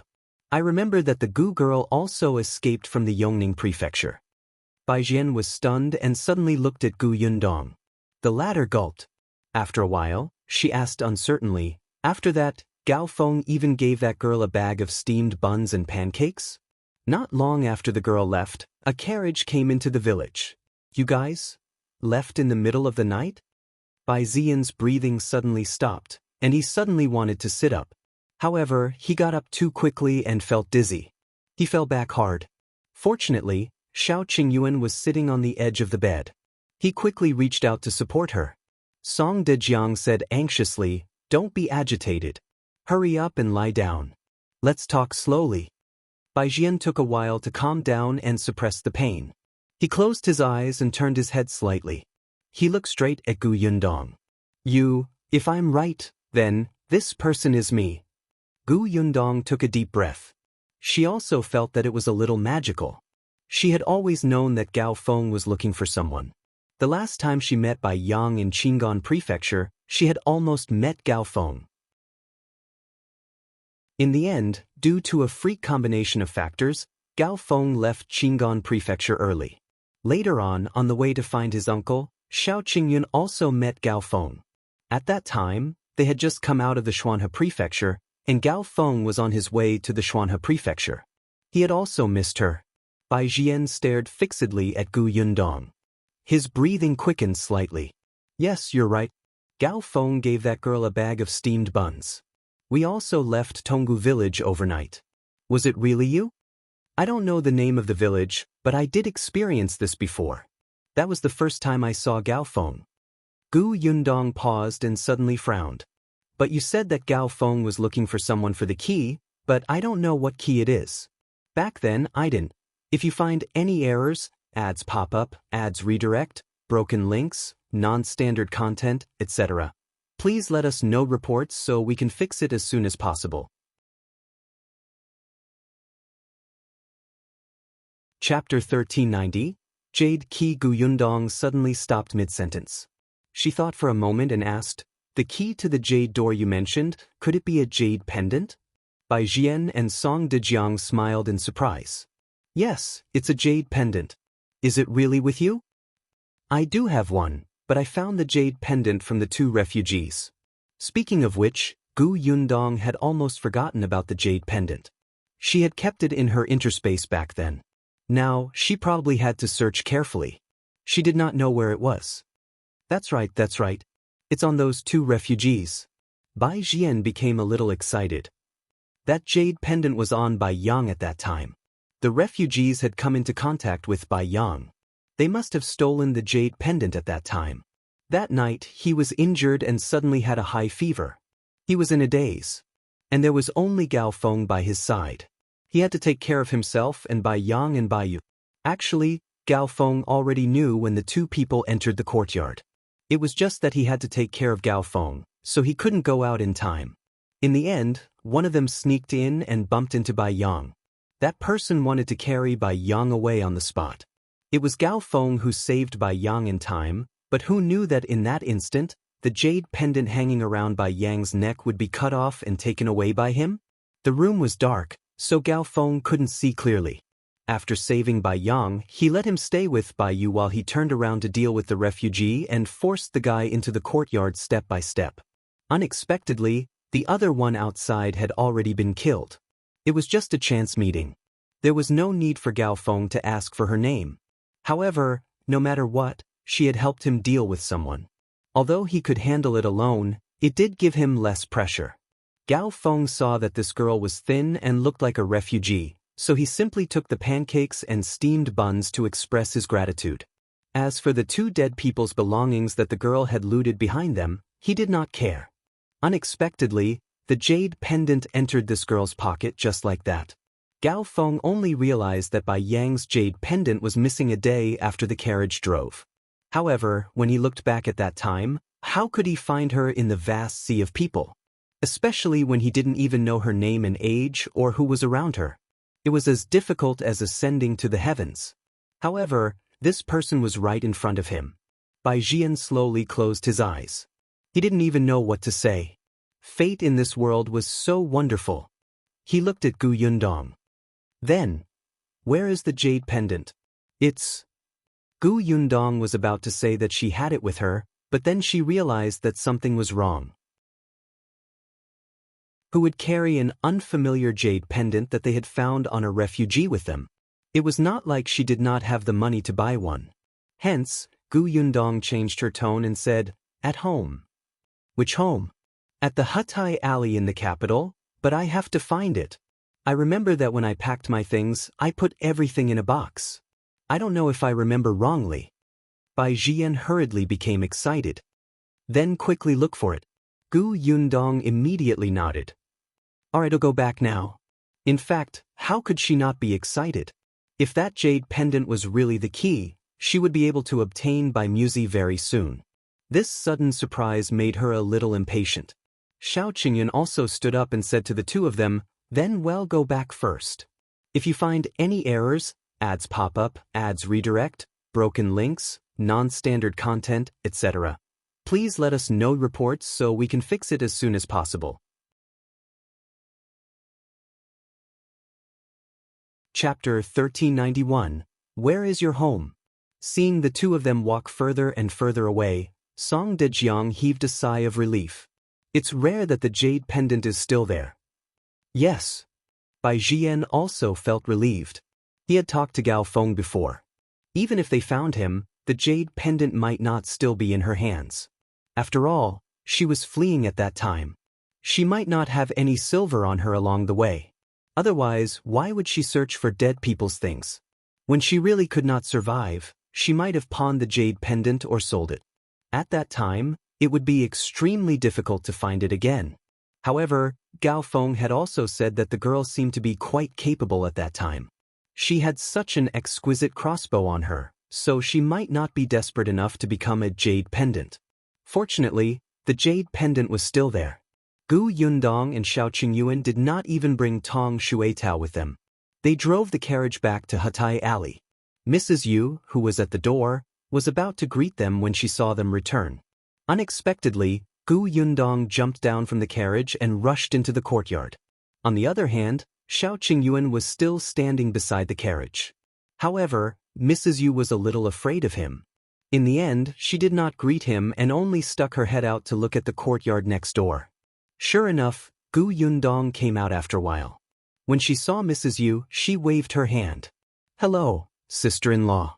"Hello, hello." Then she watched helplessly as the carriage moved off again. "Why are you in such a hurry? What happened?" She shook her head and returned to her courtyard. Gu Yundong sat in the carriage, holding the jade pendant in her hand. She did not speak for a long time. After a long time, she lifted the curtain and looked at Shao Qingyuan on the shaft. She pursed her lips and hesitated. Shao Qingyuan turned to look at her and suddenly smiled. "Let's talk about it when you want to." Gu Yundong lowered her head slightly. Others might not know if the jade pendant was in the box, but as the person beside her, how could Shao Qingyuan not know? When they came to the capital, they didn't bring many things with them. Who would bring such an insignificant jade pendant? Gu Yundong had almost forgotten where it was. She had rummaged through her space for a long time before finding it. Actually, she knew that Brother Shao had long suspected her. She had already made it very obvious several times in front of him. How could a smart person like him not feel anything? However, he did not ask anything. Perhaps he already had a guess in his heart, but he was not sure. Gu Yundong scratched her head. It was not that she did not want to say it, but she just did not know how to say it. However, this person seemed to be very indulgent towards her. "Alright, sit back down. Be careful not to fall." Shao Qingyuan pushed her inside and let her sit in the carriage. Gu Yundong was a little discouraged and rubbed her face hard. The carriage returned to the Song mansion not long after. The two of them strode towards the main courtyard. Bai Zhiyan and Song Dejiang were getting anxious. Seeing the two of them enter, Bai Zhiyan immediately looked at their hands expectantly. Gu Yundong quickly took out the jade pendant. "Is this it?" Bai Zhiyan took it. At this moment, he was already supported by Song Dejiang to sit at the head of the bed. At first glance, his eyes lit up. "Yes, this is it. This is the jade key to the jade door." "Really?" Gu Yundong finally felt relieved. She asked anxiously, "Then let's quickly take the jade pendant and open the jade door to find by Muzi. Where is your house? When are we going? If you find any errors, ads pop up, ads redirect, broken links, non-standard content, etc., please let us know reports so we can fix it as soon as possible." Chapter 1392. It's important to find your parents free. As soon as Gu Yundong finished speaking, Bai Zhiyan and Song Dejiang were stunned. They looked at each other. The atmosphere instantly became a little strange, and neither Bai Zhiyan nor the other spoke. Shao Qingyuan narrowed his eyes and suddenly reached out to take the jade pendant from Bai Zhiyan's hand. Bai Zhiyan only felt that the jade pendant was gone. Shao Qingyuan looked at Song Dejiang. Are you going back on your word? Of course not. Song Dejiang hurriedly shook his head and explained, the Bai family is in the Lingzhou prefecture, but the Bai family has always been isolated from the world. Outsiders don't know where they are. If you want to enter the Bai family, you need someone from the main family to lead the way. Otherwise, you will get lost. Gu Yundong frowned, and Bai Zhiyan sighed. There are too few people who can enter the Bai family. I can enter, and so can Uncle Master Song. But I can't travel now, and Uncle Master can't leave the capital. I'm afraid I won't be able to go to Lingzhou Prefecture for a while. Spiritual State Prefecture? Gu Yundong frowned. What about Gao Feng? Gao Feng is in Xuanhe Prefecture now. I don't know his exact location, so I can only send a letter to Xuanhe Prefecture's Huimin Medical Center first. After Gao Feng reads the letter, he will rush back. Bai Zhiyan knew that she was anxious, but he still said, why don't you wait a little longer? At most, when I recover, I will personally bring you to the Bai family. Although the Bai family had never allowed outsiders to enter, Shao Qingyuan and his wife had done the Bai family a great favor. Be it saving Bai Yang or using their Bai Muzi, the Bai family would remember this favor and compensate them. Bai Zhiyan looked at Shao Qingyuan. This man was very talented. If he could receive guidance from his grandfather, it would be the best repayment. Gu Yundong was silent for a moment before finally nodding. She glanced at the jade pendant in Shao Qingyuan's hand. But this jade pendant is temporarily in our custody. Although Bai Zhiyan felt that it was inappropriate, he also knew that Gu Yundong no longer trusted them because of Bai Muzi. Hence, he finally nodded and said, this jade pendant is now the only key to the jade door. If it's gone, then Bai Muzi. Don't worry, I care about Bai Muzi more than you do. Therefore, I will definitely take good care of this jade pendant. I definitely won't lose it. That's good. Bai Zhiyan looked at the jade pendant reluctantly and finally retracted his gaze. He was a little tired. The fluctuation of emotions just now made his body temperature rise again. Gu Yundong hoped that he would recover as soon as possible, so she immediately pulled Shao Qingyuan away. The two of them left the Song residence and got into the carriage. Shao Qingyuan asked her, aren't you in a hurry? Gu Yundong smiled. Of course I'm in a hurry. But as you said, we have to do things one by one. Since we're in the capital, we should settle the things here first. It's very important to find your parents. Shao Qingyuan reached out and hugged her. I'm fine. But I'm related. Gu Yundong actually knew that ever since Shao Qingyuan realized that his parents doted on him, his emotions had been a little unstable. Although he did not say anything, he yearned for it in his heart. Shao Qingyuan sighed slightly and hugged her even tighter. When they got home, Gu Yundong put the jade pendant away and hid it back in her space. Since they were going to the prefecture of Spirit State after Bai Zhiyan recovered from his illness, they had to move faster in the capital. The renovation of the shop was handed over to Carpenter Pang and his disciple. Gu Yundong did not know how it was going, but he planned to go and take a look tomorrow.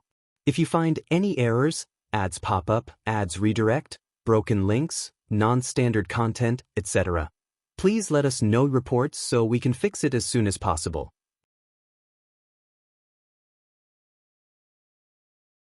Chapter 1393. Recruiting next. It was time to recruit. Gu Yundong felt a headache coming on when he thought of the female shopkeeper he needed. Unexpectedly, Shao Qingyuan said, it's actually not difficult to find a female shopkeeper who's literate and knows the rules while facing the madams and misses of the aristocratic families. Gu Yundong's eyes lit up.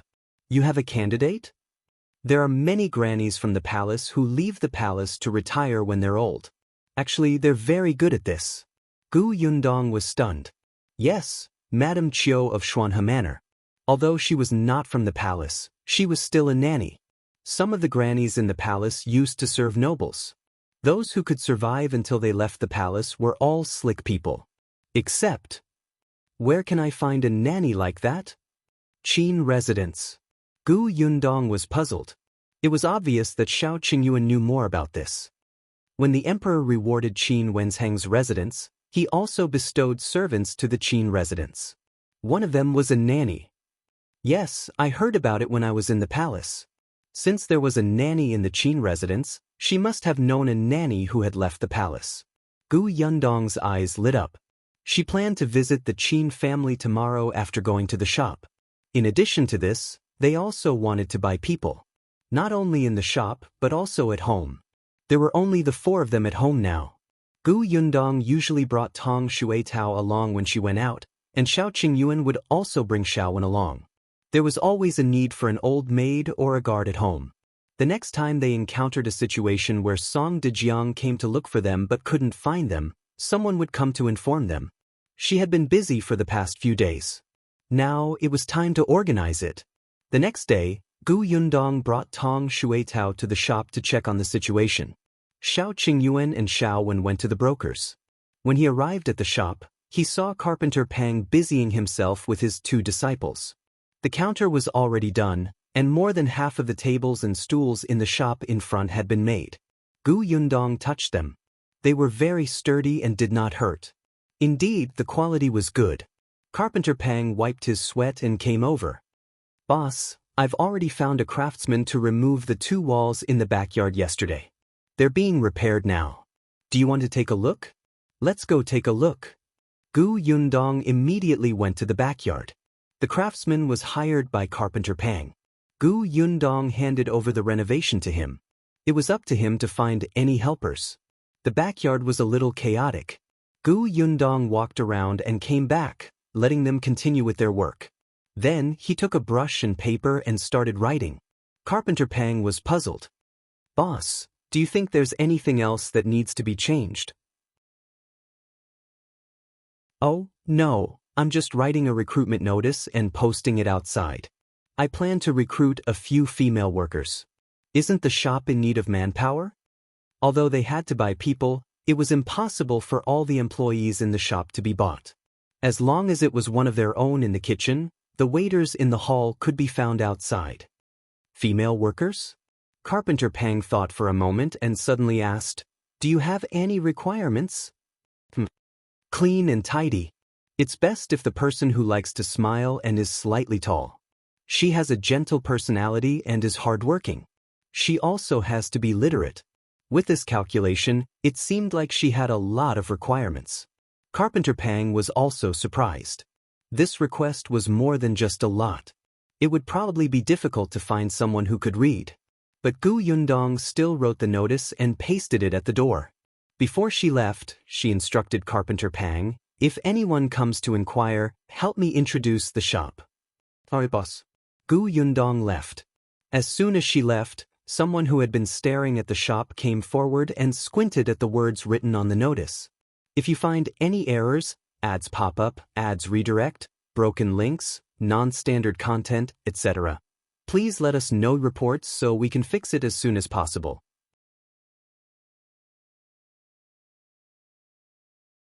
Chapter 1394. The shop recruits different workers. After reading the notice carefully from top to bottom, the person knew what to do and turned to leave. Carpenter Pang originally wanted to come out and ask, but he didn't expect to only see his back. That person quickly left Jinlan Street. Not long after, he appeared in a restaurant. He looked left and right. When he saw the person in the corner, he hurriedly ran over. "Young master, there's a situation in the shop on Jinlan Street." Tang Qijing was eating. When he heard this, he quickly swallowed the fish in his mouth and took a sip of water. He asked, "What's the situation?" "Then the shop is going to recruit." Tang Qijing frowned when he heard that.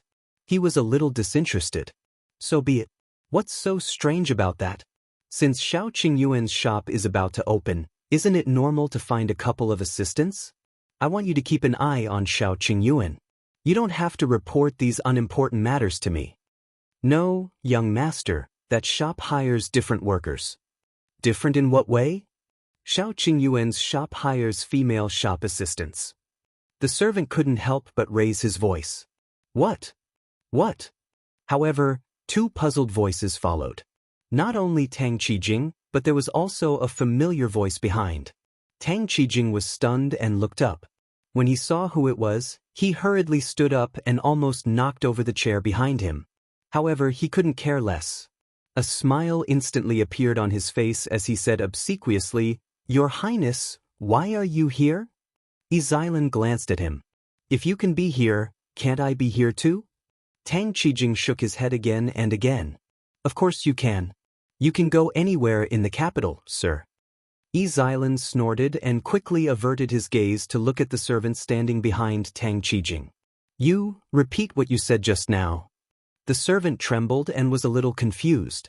What did he just say? Oh, right. He remembered. He immediately repeated the last sentence. That waiter hired by Shao Qingyuan's shop is a female waiter. Zhiyan narrowed his eyes. Shao Qingyuan? Shao Qingyuan came to the capital? Tang Qijing replied softly, "Yes, I think so." Zhiyan's dissatisfied gaze instantly landed on him. "When did this happen? Why didn't you tell me?"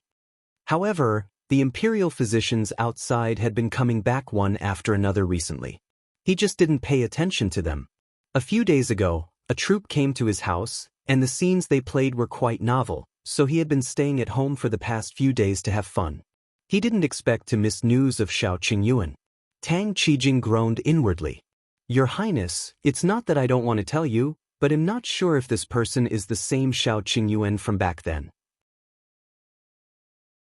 That's why I got someone to keep an eye on his shop and confirm his identity first before reporting to your Highness." To be honest, he really did not intend to report it to the royal prince. Zhiyan snorted coldly. "So it's confirmed now? And not yet. What does this Shao Qingyuan you saw look like?" Tang Qijing paused and described Shao Qingyuan's appearance that day. "He's tall and big, but his face is a little cold. He doesn't look easy to get along with." Zhiyan's eyes turned cold. "It's him." He didn't expect to see him again so soon. If you find any errors, ads pop up, ads redirect, broken links, non-standard content, etc., please let us know reports so we can fix it as soon as possible.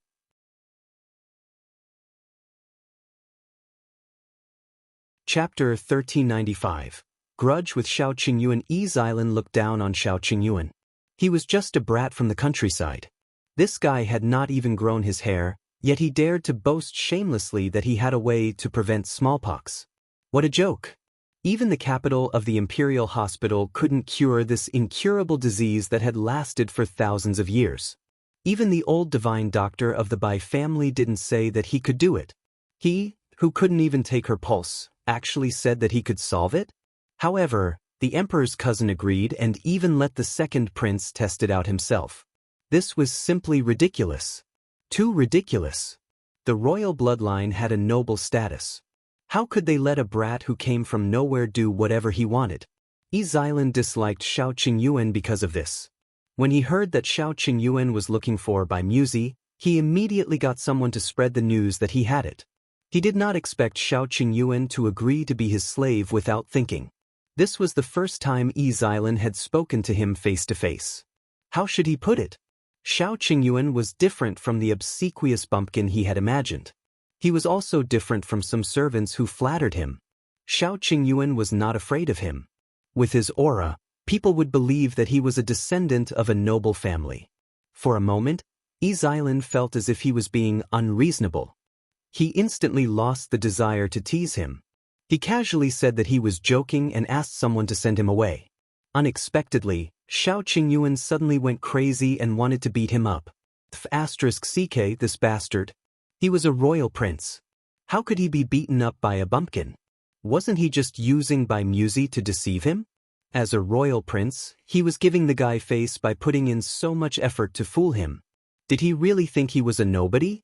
There were many guards in the mansion, so Zhiyan was not hurt at all. Zhiyan was smug. He had wanted to ridicule Shao Qingyuan, who had been caught, but he did not expect to meet his fierce gaze. Zhiyan felt guilty for a moment when he met his gaze. But he was a royal prince. If he didn't break the guy's legs when the guy wanted to hit him, where would he put his face?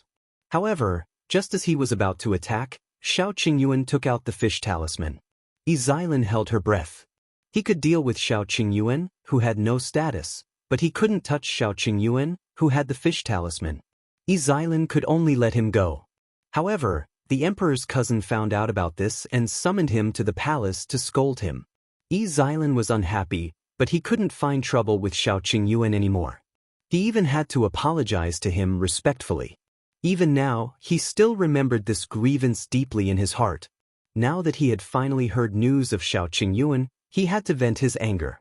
Besides, what did he just hear? Zhiyan looked at the servant again. You said that Shao Qingyuan opened a shop? And the shop even recruits female workers? Yes, your highness. Zhiyan raised his hand to touch his chin and narrowed his eyes. After a while, he said to Tang Qijing, let's go.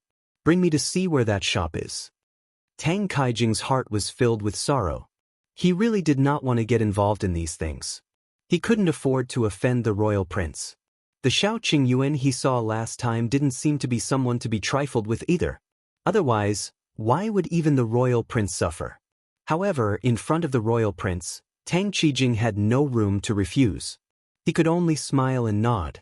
He threw the money to pay the bill and walked out of the restaurant with Zhiyan. If you find any errors, ads pop up, ads redirect, broken links, non-standard content, etc., please let us know reports so we can fix it as soon as possible.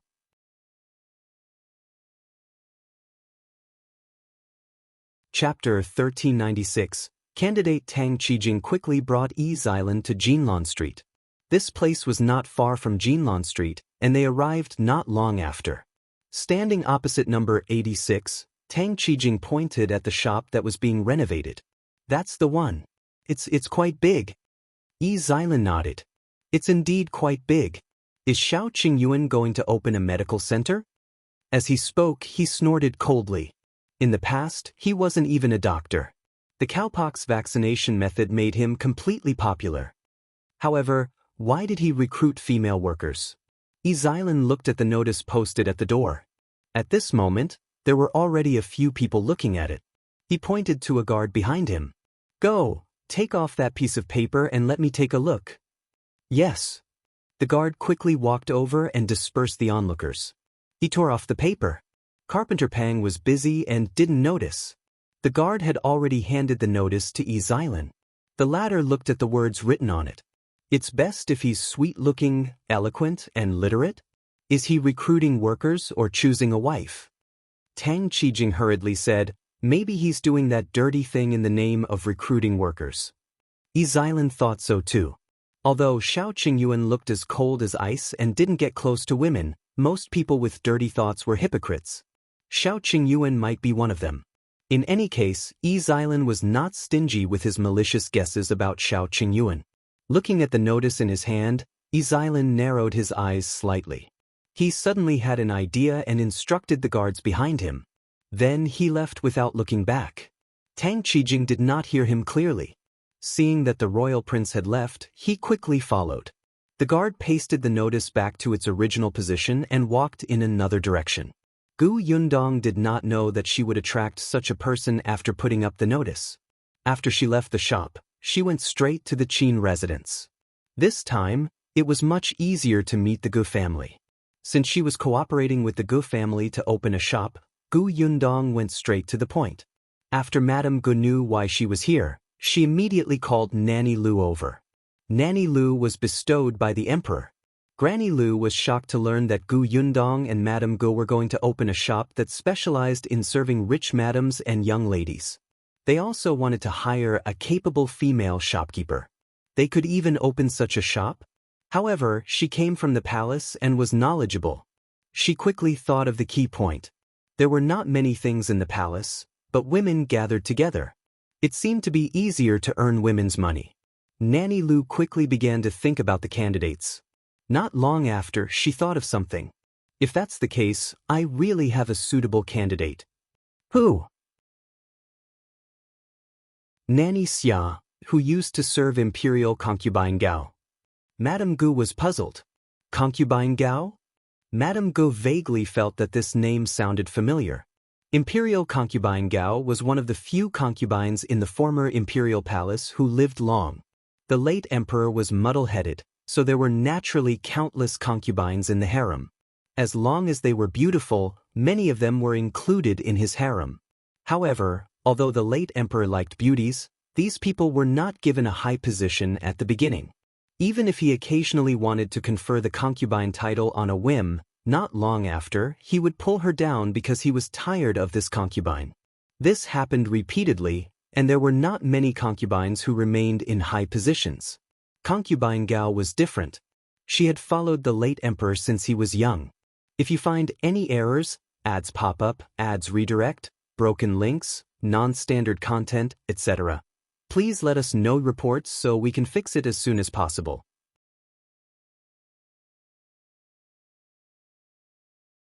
Chapter 1397. Gu Yundong's Persuasion. Concubine Gao had risen step by step from the bottom. After rising to the position of consort virtue, she had been in that position and had not come down. The late emperor was capricious, and most of the other concubines were promoted and demoted. In the palace, other than the empress, only consort De sat there steadily. The late emperor had never touched her. If one did not have any tricks up their sleeves, who could do it? Nanny Xia was the capable nanny by concubine Gao's side. After the late emperor's death, concubine Gao's days were instantly quiet. She lived in a corner and was relaxed. Occasionally, she would chat with the Empress Dowager and reminisce about the past. However, she did not know if it was because her nerves had been too tense for the past few years, but when the late emperor passed away, she instantly relaxed. Instead, her body began to adapt. Over the past 2 years, she gradually fell ill. Not long ago, concubine Gao still couldn't hold on and was gone. It was said that the Empress Dowager had been sad for a long time and had closed herself in the palace for 2 days. Concubine Gao had no children.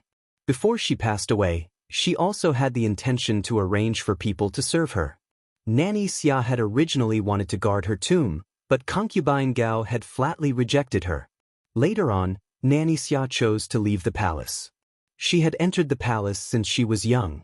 For so many years, other than occasionally leaving the palace to do something, she had almost forgotten the outside world. Nanny Xia still had a trace of regret in her heart, so after concubine Gao passed away, she was released from the palace. Nanny Xia had money and an extraordinary status. After leaving the palace, many wealthy families invited her to the residence to be a nanny. However, they were all rejected by Nanny Xia. She had originally wanted to leave the palace to retire, so she wouldn't implicate herself again. However, what Nanny Xia did not expect was that she had overestimated herself. She was no longer used to life outside the palace. After resting for a while, she felt that she had nothing to do all day. She might as well be a nanny. Just 2 days ago, Nanny Xia had just caught up with Nanny Lu and complained, "Madam, if you think that Nanny Xia is feasible, he'll make a trip on your behalf and tell you about the situation. If it's too late, I'm afraid she'll enter someone else's house to be a nanny." Gu Yundong's eyes lit up.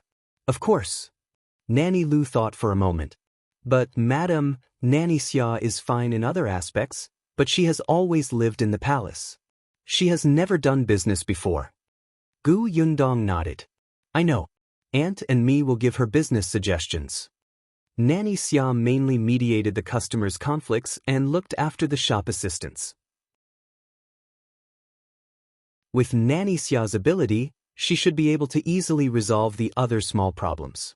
As for business, she would make a plan and point out the direction. Even if she was not in the capital, there was still Madame Xia. It was enough. Nanny Lu was relieved to hear that. She immediately brought Gu Yundong and Madame Gu to Nanny Xia's residence.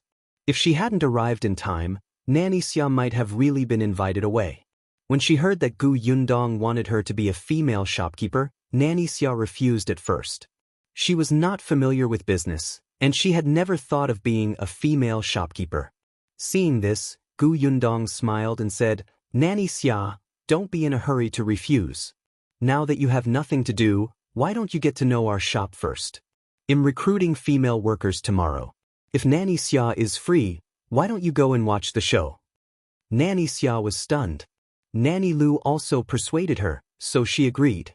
If you find any errors, ads pop up, ads redirect, broken links, non-standard content, etc., please let us know reports so we can fix it as soon as possible.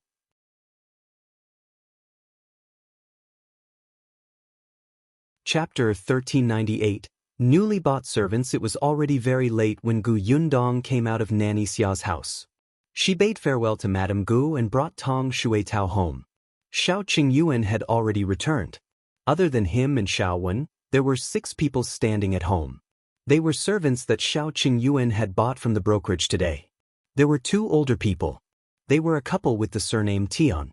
Uncle Tian, Aunt Tian, and their son was called Tian Zhuang. From now on, Uncle Tian would be the gatekeeper. Auntie Tian would help wash clothes and cook at home, and Tian Zhuang would help Shao Qingyuan. The other 3 were all women. 2 of them were about 30 years old, and one was about the same age as Tong Shuitao. These 3 were prepared for the shop. One of the older women was surnamed Zhou, and the other was surnamed Qin. The young girl was called Zhuo Wenzheng. They looked honest and clean. After Gu Yundong saw them, she left them to their work. The 6 of them immediately went to work. They were quiet and diligent. Gu Yundong then returned to his room with Shao Qingyuan and told him about Nanny Xia. Shao Qingyuan said, Nanny Xia didn't reject me outright, which means that she's actually curious. In less than 2 days, you can convince her. That's what I thought. Gu Yundong was actually not too worried about Nanny Xia. Instead, she was worried that it would be difficult to recruit people. Let's not talk about anything else. It doesn't seem easy to be literate. Shao Qingyuan poured her a cup of hot tea. Not necessarily. The capital is under the emperor. Compared to the Xuanhe prefecture, there are more literate women. That made sense, but Gu Yundong was still worried that no one would come to apply for the job tomorrow. However, the next day, she still woke up early to freshen up. She picked up Nanny Xia in high spirits and went to the shop on Jinlan Street.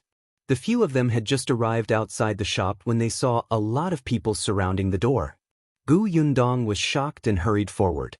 Only then did she realize that everyone was looking at the notice posted at the door. Some people were even surrounding Carpenter Pang and asking questions. Is what this notice says true? Is it really recruiting workers? But why female workers? That's right. What kind of business is this shop of yours? It can't be some indecent place, right? Someone burst into laughter and said disdainfully, You can't do that kind of business on this street. Ha! Gu Yundong frowned fiercely. She heard Carpenter Pang's anxious voice. No, you've misunderstood. This shop is a serious business, and the customers are all women, so the boss recruits female workers. The customers are all women? Don't joke. How can there be such a shop? Even the silver shop that sells gold and silver jewelry won't stop men from entering, right? I think the owner of this shop might be doing something shameful. The Ding family next door thought that this place hires embroiderers. They even said that they wanted their daughter to try it. I think it's better to forget it. I'm worried about such a strange shop. Besides, the embroiderer should be in the job description if it's desired. Who would write female workers? Don't you think so? The corners of Gu Yundong's mouth twitched. She turned around and saw Nanny Xia coming over and looking at him with a faint smile. Gu Yundong broke out in a cold sweat. Just as she was about to speak, she saw a pretty girl walk over and say to the people around the door, Sorry, can you make way? I want to go in. If you find any errors, ads pop up, ads redirect, broken links, non-standard content, etc., please let us know reports so we can fix it as soon as possible.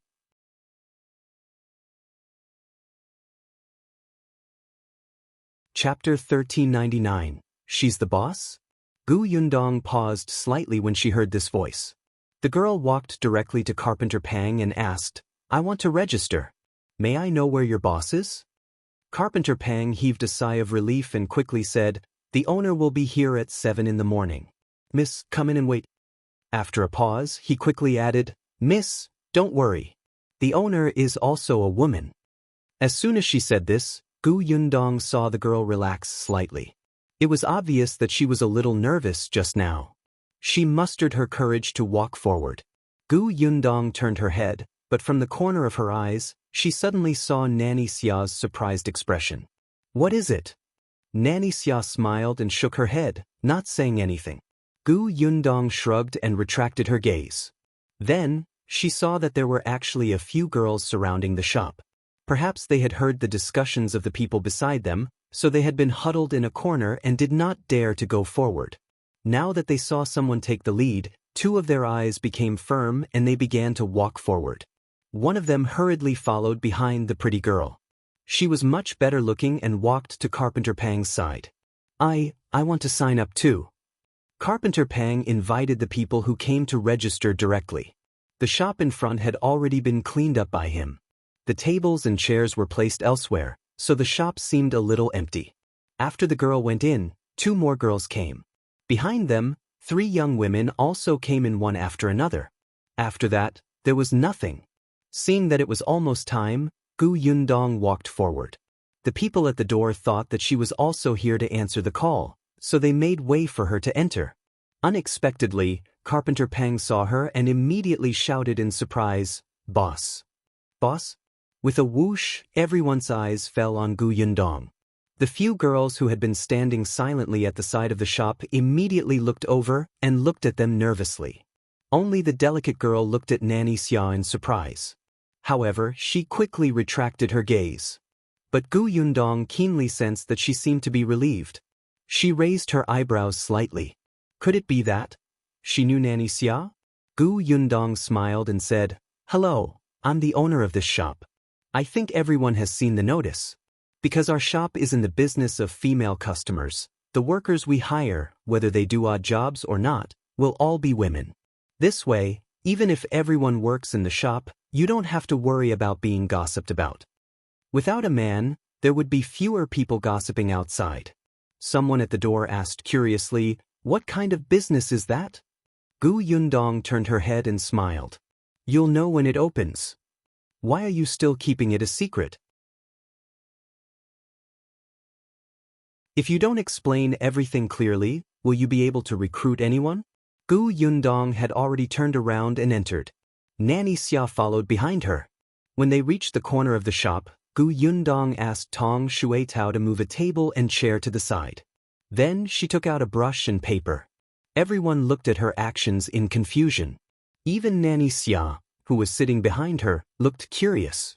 Yundong raised her head and said to the 7 people in front of her, "All right, since you've come in, you must want this job. To put it bluntly, our shop is actually a tea house, but it's different from the tea houses outside. We only entertain female guests. If you find any errors, ads pop up, ads redirect, broken links, non-standard content, etc., please let us know reports so we can fix it as soon as possible."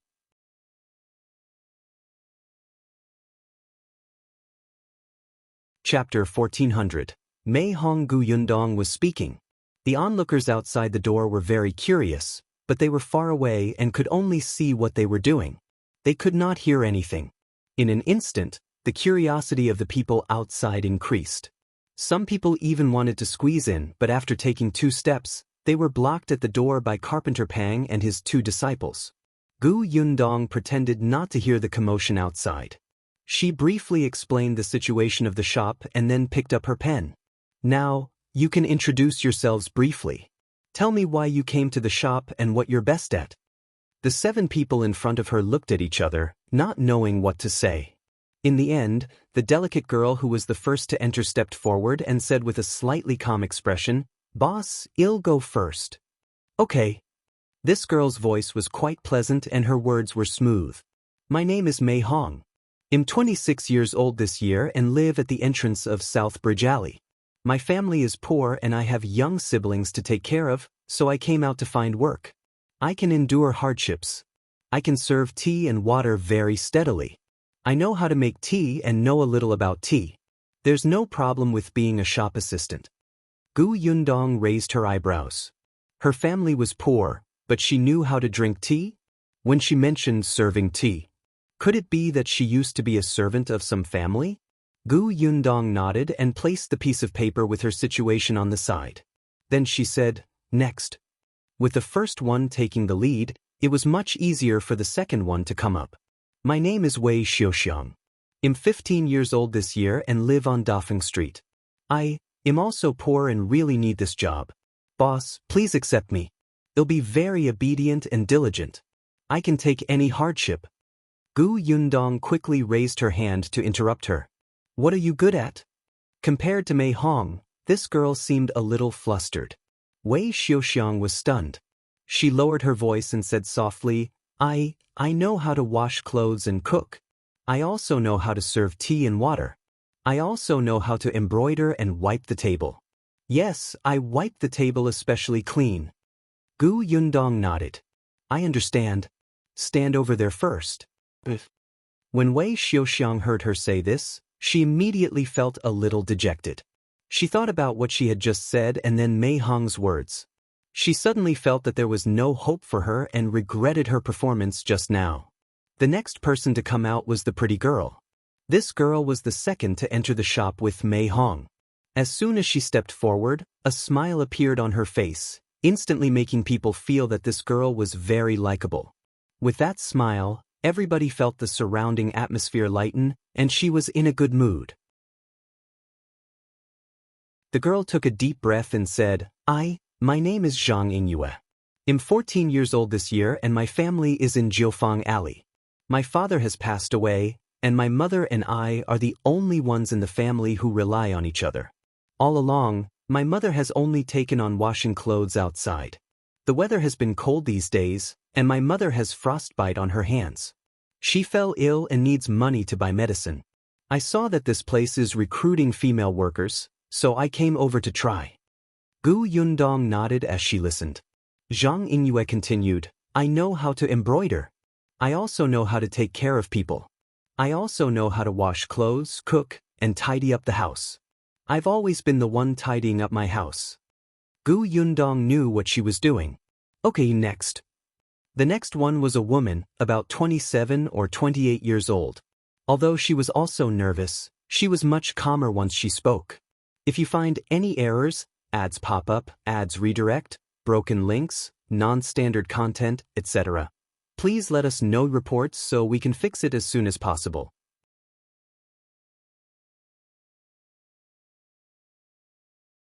Chapter 1401. Interview Method. I am Mrs. G, 27 years old this year. Gu Yundong interrupted her. "Just tell me your name." If they worked in a shop, she had to know their name. Otherwise, they would be called Mrs. Tang or Mrs. Zhang. Gu Yundong felt a headache when she heard that. The woman quickly nodded. "My name is Tang Lihua. I'm 27 years old this year and my family is also on Dafeng Street. My husband used to work to earn some money to live, but he fell some time ago and our family lost our income. I wanted to find some work. I know how to cook and clean the house." Gu Yundong nodded. "Alright, I understand." The people behind might have already prepared a script in their hearts. Now their speech was much smoother. Gu Yundong memorized everything and waited for everyone to register. Unexpectedly, Carpenter Pang brought 5 more girls. They must have seen it outside just now and mustered their courage to give it a try. Gu Yundong also asked them to introduce themselves.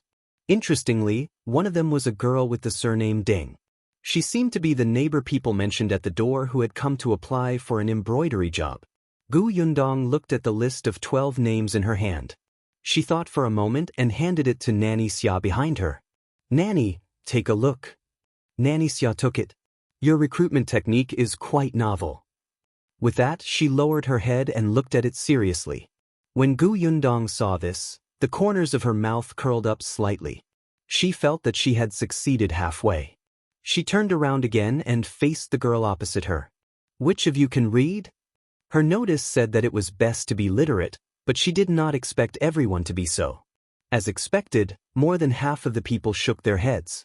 There was only Mei Hong, Zhang Yingyue, Miss Ding and Miss Li. Forget it. It was already very rare for a girl to know a few words in this day and age. She should be content. Gu Yundong knew what was going on. She stood up and said, "Now, I want to see how you guys do your jobs." As she spoke, she said to them, "Follow me." The 12 of them looked at each other. Miss Mei Hong was the first to follow. Zhang Yingyue was second. Seeing this, the others followed her to the backyard. Gu Yundong brought them to the kitchen. The kitchen was already prepared. Although it was not completely tidied up or fully equipped, it was enough for the interview. 3 out of 12 people entered the house. Gu Yundong asked them to boil water. Then, she made tea and placed it on the table outside. It was a very simple thing. For these people in front of them, they might be used to it. This time, Gu Yundong specified which 3 people would go in first. Soon, the first batch of tea was boiled and brought out. Perhaps because they were too nervous, one of them suddenly tripped halfway through serving tea and knocked the cup over on the tray. Fortunately, she was quick-witted and managed to stabilize the tray in time. However, the hot tea still splashed out and burned the back of the girl's hand. Tong Shuitao immediately brought her to cold water. Gu Yundong gave her the ointment. The girl was about to cry. She felt that she had messed up. But Gu Yundong did not say anything and let the people behind continue. After everyone had tried it, Gu Yundong let everyone come to the shop in front again. Everyone looked at her, feeling very uneasy. Gu Yundong smiled and said, "All right, today's interview is over. I already know what to do. Everyone, go back first. If you find any errors, ads pop up, ads redirect, broken links, non-standard content, etc., please let us know reports so we can fix it as soon as possible."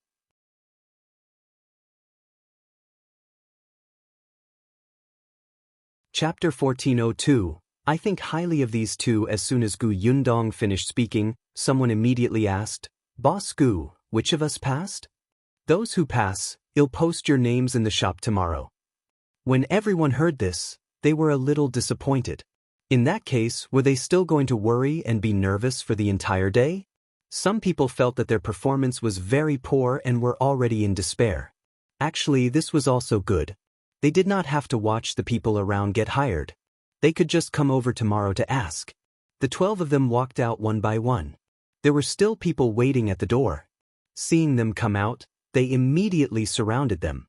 Gu Yundong looked up at the door. The others shook their heads and left. Only a lady and a woman were talking to everyone. Gu Yundong smiled. She took the list and crossed out their names.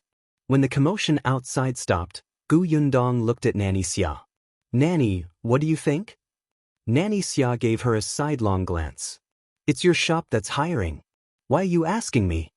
Gu Yundong nodded and spread out the list on the table in front of her. Then, she tapped on one of the names and said, "I think highly of this Mei Hong. She's steady and capable. Just as she said, she's very skilled and stable in serving tea. No matter who she's facing, she can quickly adjust her emotions. Her words are simple and straightforward.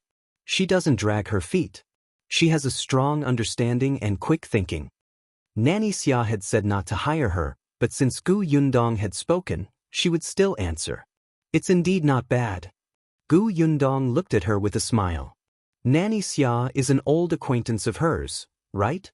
Nanny Xia was stunned and looked at her in surprise. "You?" When Mei Hong saw the nanny, she was stunned. Later, when Mei Hong spoke, the nanny's expression would become serious, and she could not help but pay more attention. Gu Yundong said, "I guess that Mei Hong should also be from the palace." "A palace maid?" When Nanny Xia looked at Gu Yundong again, her gaze was different. She had been immersed in the palace for many years. Putting everything else aside, it was not a problem for her to control her facial expression. Even if she had been out of the palace for a period of time, she would not be so relaxed that anyone could tell. The young lady in front of her was really surprising. Seeing that she was sizing her up, Gu Yundong straightened her back slightly. "How is it? Do you think I'm extremely smart and meticulous? Are you convinced by my charm and plan to be my female shopkeeper?" Nanny Xia was speechless. This girl was actually so thick-skinned. She couldn't help but laugh. She reached out and tapped her. Nanny Xia did not answer and only asked, "What about the others?" Gu Yundong smiled contentedly. "Oh, you're taking the initiative to care about the female staff in the shop. You still say that you're not convinced by my charm? Gu Yundong quickly began to read the information of the others excitedly. She took out one of them. Actually, I think this Zhang Yingyue is not bad.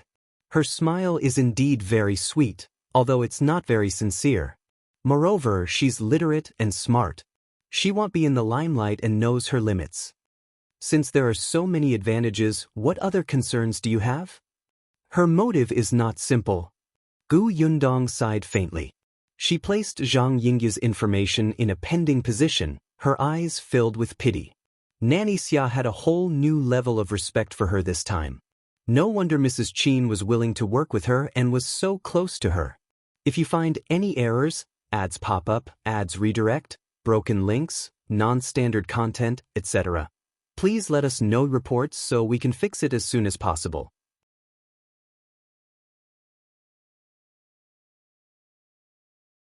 Chapter 1403. Seduce Shao Qingyuan. At this moment, Zhang Yingyue, who had been waiting for Gu Yundong, hurriedly walked towards a rouge shop not far away after leaving the shop. After entering the rouge shop, she entered the backyard. There were two people sitting there, playing chess and waiting for her. However, Prince Yizailan was the only one who was bored out of his mind. Tang Qijing, who was sitting opposite him, felt very uncomfortable. He did not want to play chess, but he had no choice but to accompany the prince. It was fine if he accompanied him, but he could not win against the prince who was playing chess randomly. He had suffered too much. When he saw Zhang Yingyue, the royal prince threw away the chess piece in his hand and immediately asked her excitedly, "How is it?" Zhang Yingyue bowed and said, "I didn't see the owner surnamed Shao that the royal prince mentioned. The owner who came is a woman with the surname Gu." A woman? Not only Yizailan, but even Tang Qijing, who was behind him, was surprised. "How can it be a woman?" "It's indeed a woman," Zhang Yingyue said, "but this boss Gu has a married woman's hairstyle. I guess she should be the wife of boss Shao." "Shao Qingyuan is married?" "Oh yes. I remember that he used to have a fiancée in the countryside." Yizailan sat back down. "In that case, it's not Shao Qingyuan who wants to recruit female workers. It's her wife?" He frowned and said to Zhang Yingyue, "Tell me everything that happened today." "Yes." Zhang Yingyue explained everything in detail, no matter how big or small it was. She was very clear. Yizailan and Tang Qijing looked at each other. There was such a way to recruit people? It sounds like Shao Qingyuan's wife is quite capable. Her actions don't seem like she's from the countryside at all. Is there a mistake? Tang Qijing also nodded at the side. Actually, he felt that not only Mrs. Shao, but even Shao Qingyuan didn't look like he came from the countryside. However, he did not dare to say this. On the other hand, Zhang Yingyue thought for a moment and said, "There has always been a very powerful old woman following behind Mrs. Shao." "You mean someone is guiding her from behind?" Zhang Yingyue thought so, but she was not sure. Yizailan asked again, "Then how did you perform today? What do you think of your chances of being chosen?" Zhang Yingyue was still very confident about this. "I'll follow the royal prince's instructions. I won't stand out or fall behind. My performance is all right. I meet the standards of the female worker that Boss Gu wants. No problem." "All right, you can do it in that shop first. If you have the chance, seduce Shao Qingyuan for me.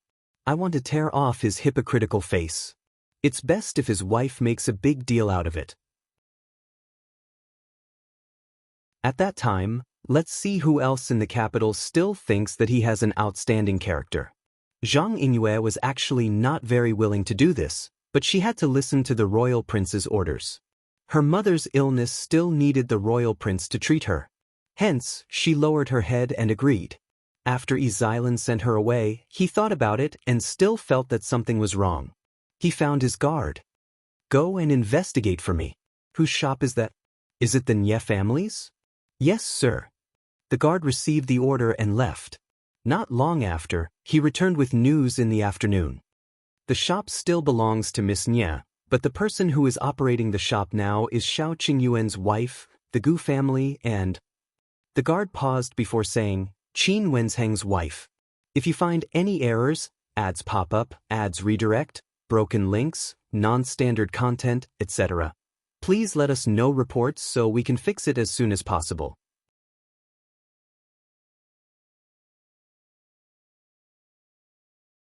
Chapter 1404. He must open a husband and wife shop. Zhiyan was stunned. You mean Wenzheng? Yes. The guard could only find out this much for the time being. Firstly, the time was limited, and secondly, the clues were really limited. He couldn't even figure out what business the shop for. After all, few people knew. Zhiyan frowned tightly. Wenzheng was not to be trifled with at all. Although he did not have any conflict with Wenzheng was now his cousin's favorite. Wenzheng's wife had opened a shop. If he caused any trouble, Wenzheng would be angry. Zhiyan felt a headache coming on. No wonder Qingyuan is so arrogant. It turns out that he has such a good relationship with Wenzheng. So the powerful old woman that Zhang Yingyue mentioned was borrowed by the Qin family? Your Highness, wasn't Wenzheng in the Xuanhe prefecture previously? Qingyuan is the same. They might have known each other at that time, Tang Qijing said. Zhiyan thought so too. Tang Qijing asked carefully, then, do you still want Miss Zhang to seduce Qingyuan? Why not? Zhiyan snorted. Qingyuan can't resist the temptation because there's something wrong with his character. Wenzheng can't blame me. Besides, I'm not afraid of Wenzheng. I'm a dignified royal prince after all. If I don't like Shao, can't I cause trouble for him? Do I have to worry about whether there's anyone behind him? Tang Qijing echoed, that's right. Qingyuan has a problem with his character. He can't blame the royal prince. Zhiyan nodded. Besides, I'm helping Mrs. Shao see her husband's true colors. The corners of Tang Qijing's mouth twitched. You make it sound like you're very familiar with Mrs. Gu. Gu Yundong, who was forced to see her husband's true colors, had already packed up the name list and returned to Hutai Alley. As soon as she entered, she smelled the faint smell of medicine in the courtyard. She followed the smell and indeed saw 2 bags of herbs in the storeroom. Qingyuan was checking when he heard her footsteps. He turned around and asked, You're back? Did you recruit the female shop assistants? More or less. I already have someone in mind. She walked over, and Wen, who was also in the warehouse, immediately pulled Tian Zhuang out, leaving the room for the 2 of them. Gu Yundong looked at the bags in front of her. You went to collect herbs today? Yes, all the herbs we collected today are finished, Qingyuan said. There are a lot of good herbs in the capital.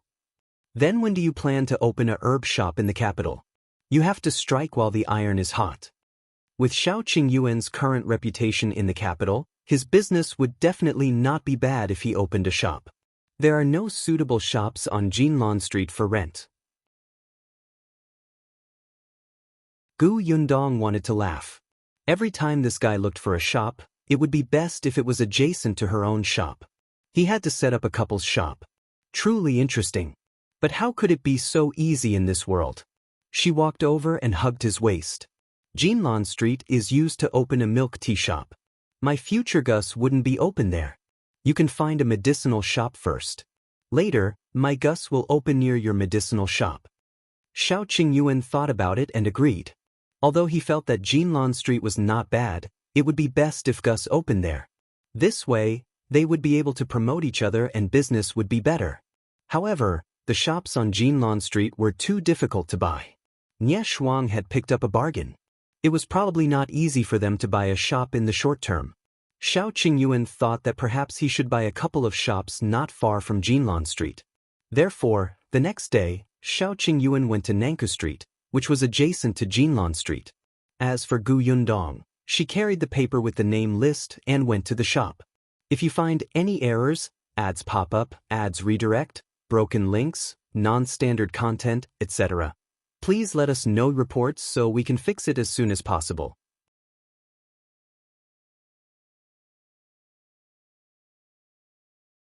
Chapter 1405. The last place. As soon as she reached the entrance of the shop, she saw more people than yesterday. The moment Gu Yundong appeared, everyone silently looked at her. Not only the onlookers, but also the 12 women who came to apply for the job yesterday. There were also a few other women beside them. Gu Yundong raised her eyebrows and walked into the shop expressionlessly, followed by Nanny Xia and Tong Shuitao. As soon as she entered, the 12 people behind her followed. They looked a little nervous, and their hands were tightly clenched. Even Mei Hong, who had always been calm, was no exception. Yundong had wanted to post the name list, but seeing that everyone was here, it was unnecessary to post it again. Since that was the case, she would announce it directly. Her gaze swept across the faces of the 12 people and finally landed on Mei Hong. Mei Hong was stunned. Her heart skipped a beat. She stared intently at Yundong's mouth and heard her say her name. Mei Hong, you've been accepted. Mei Hong's eyes lit up. Although she was a little confused about the word accept, she still understood. She had been chosen. Mei Hong immediately took a step forward and said excitedly, "Thank you, boss. I'll do my best." Yundong asked her to stand on the left first before looking at the next name. Tang Lihua. Tang Lihua was the 27-year-old woman. When she heard her name, she was stunned for a moment before she raised her head and looked at her nervously. Yundong smiled. To the left. To the left? That was beside Mei Hong. Tang Lihua's eyes lit up. Thank you, boss. I will do a good job too. She was actually chosen. She couldn't believe it. She clearly didn't perform very well previously. At that time, she had thought for a long time but could not think of what she was good at. When she returned, she had already given up. She was just unwilling to give up today, so she came over early to wait. Actually, she was already thinking about what other work she could do. He did not expect her to be chosen. Tang Lihua lightly walked to Mei Hong's side. When the remaining people saw this, they couldn't help but feel more confident. If even Tang Lihua could be chosen, they definitely wouldn't have a problem. After all, in their impressions, they were better than Tang Lihua. Yundong looked at the next person's name. Wei Xiaoxiang to the left. Wei Xiaoxiang was stunned. Her face was filled with surprise. She had actually been chosen? She looked at Tang Lihua, who was already standing on the left. She and Tang Lihua lived on Dafeng Street, so they knew each other. When they returned home yesterday afternoon, the two of them had already given up hope. Unexpectedly, there was a silver lining. Yundong lowered her head and read the next name. Ding Rujun, to the left.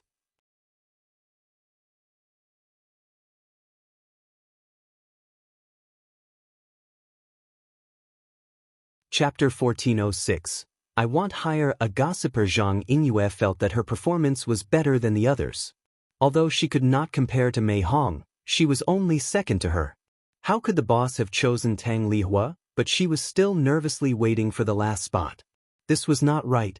What criteria did Boss Gu use to select people? Yundong swept her gaze across everyone's faces. At this moment, everyone regained their nervousness and held their breaths. After a moment, Yundong finally fixed his gaze on her. Zhang Yingyue on the left. Zhang Yingyue was stunned. Just now, she was still a little indignant and incomprehensible, but now that she suddenly heard her name, she could not react for a moment. It was only when Wei Xiaoxiang called out to her that she shuddered and quickly walked to the left. The remaining 7 people were all eliminated. Everyone looked at each other, feeling that it was a little unreal. Until Yundong stood up and said, "All right, the 5 people that our shop wants to recruit this time are here. The others have also performed well, but we need limited manpower. I can only apologize." As soon as he finished speaking, someone suddenly reacted and shouted, "Wait, I'm not convinced." Yundong looked up at the woman who spoke. The woman panicked for a moment, but she was quickly overwhelmed by anger. She shouted, "Why? Why can't we be chosen? Why can they be chosen?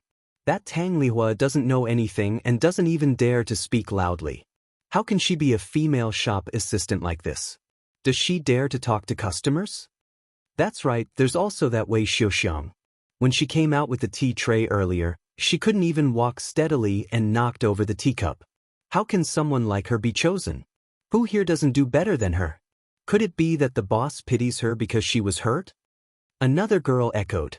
Tang Lihua and Wei Xiaoxiang, who were mentioned, were a little angry. They wanted to refute, but they couldn't say anything.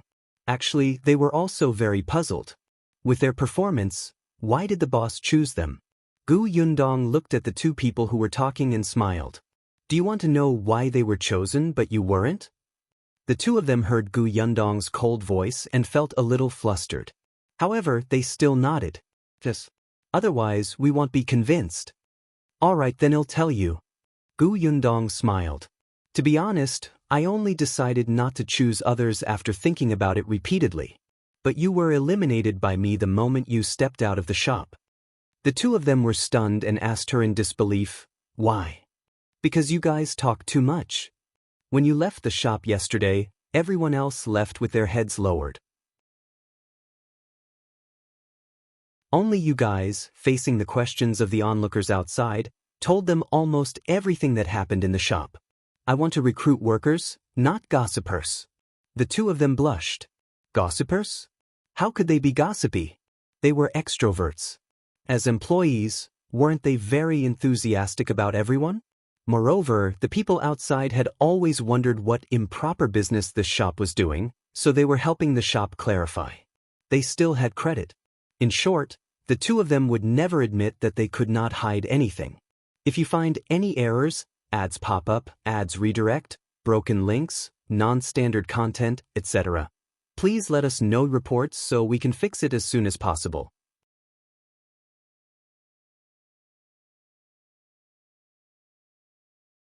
Chapter 1407. What's the problem? The two of them wanted to retort, but Gu Yundong smiled and asked, Do you think I'm wrong? As she spoke, Tong Shuetao took a few steps forward and grabbed a thick table leg in her hand. Then, she easily raised it above her head. The two of them opened their mouths, and a trace of fear flashed across their faces. The thought of not letting others have an easy time was instantly slapped away. Causing trouble? That was impossible. Didn't they see that this young lady was not to be trifled with at such a young age? Satisfied, Gu Yundong looked at the rest. They looked at each other and did not dare to speak. After a while, someone said, Boss Gu then, well leave first? Yes. Gu Yundong nodded. The others pushed and left quickly. The remaining ones were the 5 people chosen by Gu Yundong. Gu Yundong looked at them and asked, Is there a problem? Mei Hong had no problem with Gu Yundong's choice. In fact, she had seen everyone's performance yesterday and more or less guessed the reason why they were chosen. Neither did Zhang Yingyue. The remaining 3 people looked at each other and thought for a moment before asking, We want to know why we were chosen. It's very simple, because you work nimbly and cleanly. I want to recruit people who work. If you can do the work well, it's better than anything. It doesn't matter if you're timid. It doesn't matter if you don't dare to speak loudly. I'll arrange your work according to the situation. It wasn't just the front desk. Logistics also needed manpower. Tang Lihua was timid, but when she was boiling water yesterday, she carefully wiped the cup clean. After the cup was used up, she rinsed it twice and heated it with hot water before returning it to its original position. She was the only one who could do this. Gu Yundong had even asked her why she had used hot water to boil it. Tang Lihua said that her man was sick and could not get out of bed. He had to drink medicine every day. A doctor had suggested that she use hot water to boil the teacups, bowls, and chopsticks that her man had used. Hence, she naturally did so yesterday. Gu Yundong did not say anything after hearing that, but he had already decided on her in his heart. As for Wei Xiaoxiang, she almost tripped while holding the tray, but she tried her best to stabilize the tray. As a result, the teacup overturned, but the tea in the cup only splashed onto the back of her hand. The person standing beside her was not affected at all. As for Ding Rujun, perhaps because she was good at embroidery, she was used to sitting for a few hours and was very patient. There was also Zhang Yingyue. Initially, Gu Yundong did not want to recruit her. What was the point of recruiting her if not to cause trouble for himself? However, Nanny Xia felt that it was not impossible to recruit this person. Zhang Yingyue was smart. The shop needed such a person. As for whether she would cause trouble, Nanny Xia expressed that she could guide her back to the right path and see what she wanted to do. After all, even if Zhang Yingyue was eliminated this time, who knew if she would find another opportunity to do something? Since Gu Yundong had chosen Nanny Xia to be the female shopkeeper, she naturally trusted her. That was why these 5 people were chosen in the end. Actually, there were still a few people. Their shop still had the backyard and the second floor. Other than the waiters, they also needed help from the kitchen. Fortunately, Madame Gu would find 2 people to help. Yundong looked at them again. Are there any other questions? If you find any errors, ads pop up, ads redirect, broken links, non-standard content, etc., please let us know reports so we can fix it as soon as possible.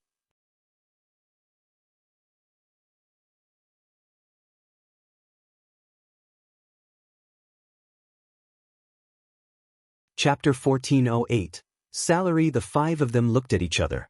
Mei Hong took a deep breath and took a step forward. I want to know, how much is our salary? Yundong glanced at her and Mei Hong became a little nervous. However, she had no choice. She still had her younger siblings to support at home. She cared a lot about money. Yundong smiled and said, for the salary, it will be set at 5 taels a month. If your job is done well, it will increase in the future. In addition, there will be gifts distributed during the festivals. Every season, the shop will prepare 2 sets of clothes for you to change into. Just as Yundong finished speaking, joy flashed across the faces of the 5 people in front of her. A monthly salary of 5 taels of silver? That was much more than some shop assistants. Moreover, the boss said that if they did well in the future, the salary would increase. There were even gifts and clothes. This treatment was not inferior to that of those large restaurants. In fact, they had long wanted to ask about the salary, but they did not dare to. It was not easy for women to find work. It was not easy for them to find a stable job. No one wanted to give up. It was better to have less money than to have work today but not tomorrow. However, now that they heard that the salary was more than they had imagined, how could they not be surprised? However, Yundong still had a but. As you can see, the shop is still under repair. It will probably take another month or so for it to open for business, so you won't be able to start work in the short term. However, it's not like you don't have anything to do. In this month, you have to train first to understand how to receive customers, understand what kind of business our shop is doing, and grasp the most basic service skills. Don't worry, it'll still pay you. The 5 of them were a little surprised.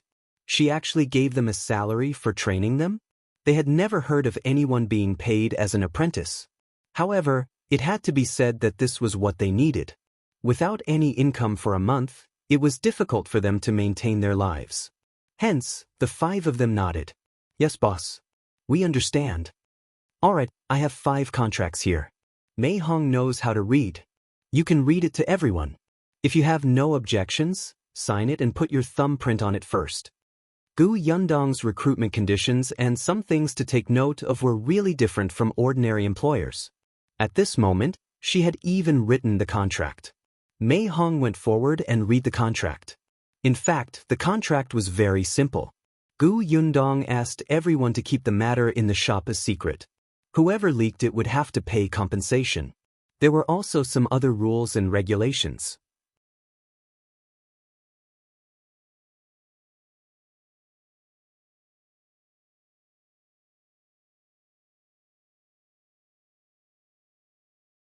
The capital was so big, and there were so many wives of aristocratic families.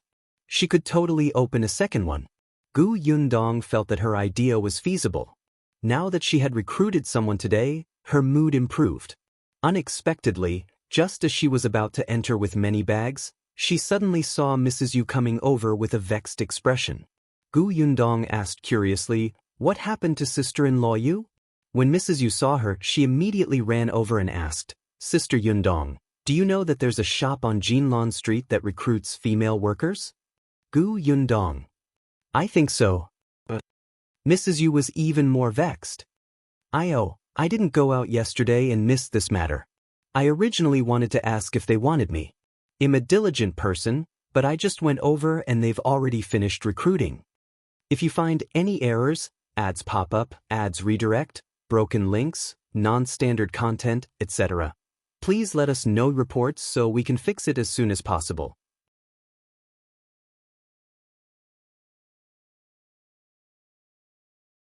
Chapter 1410. Nanny Xia expresses her suspicion. The corners of Gu Yundong's mouth twitched.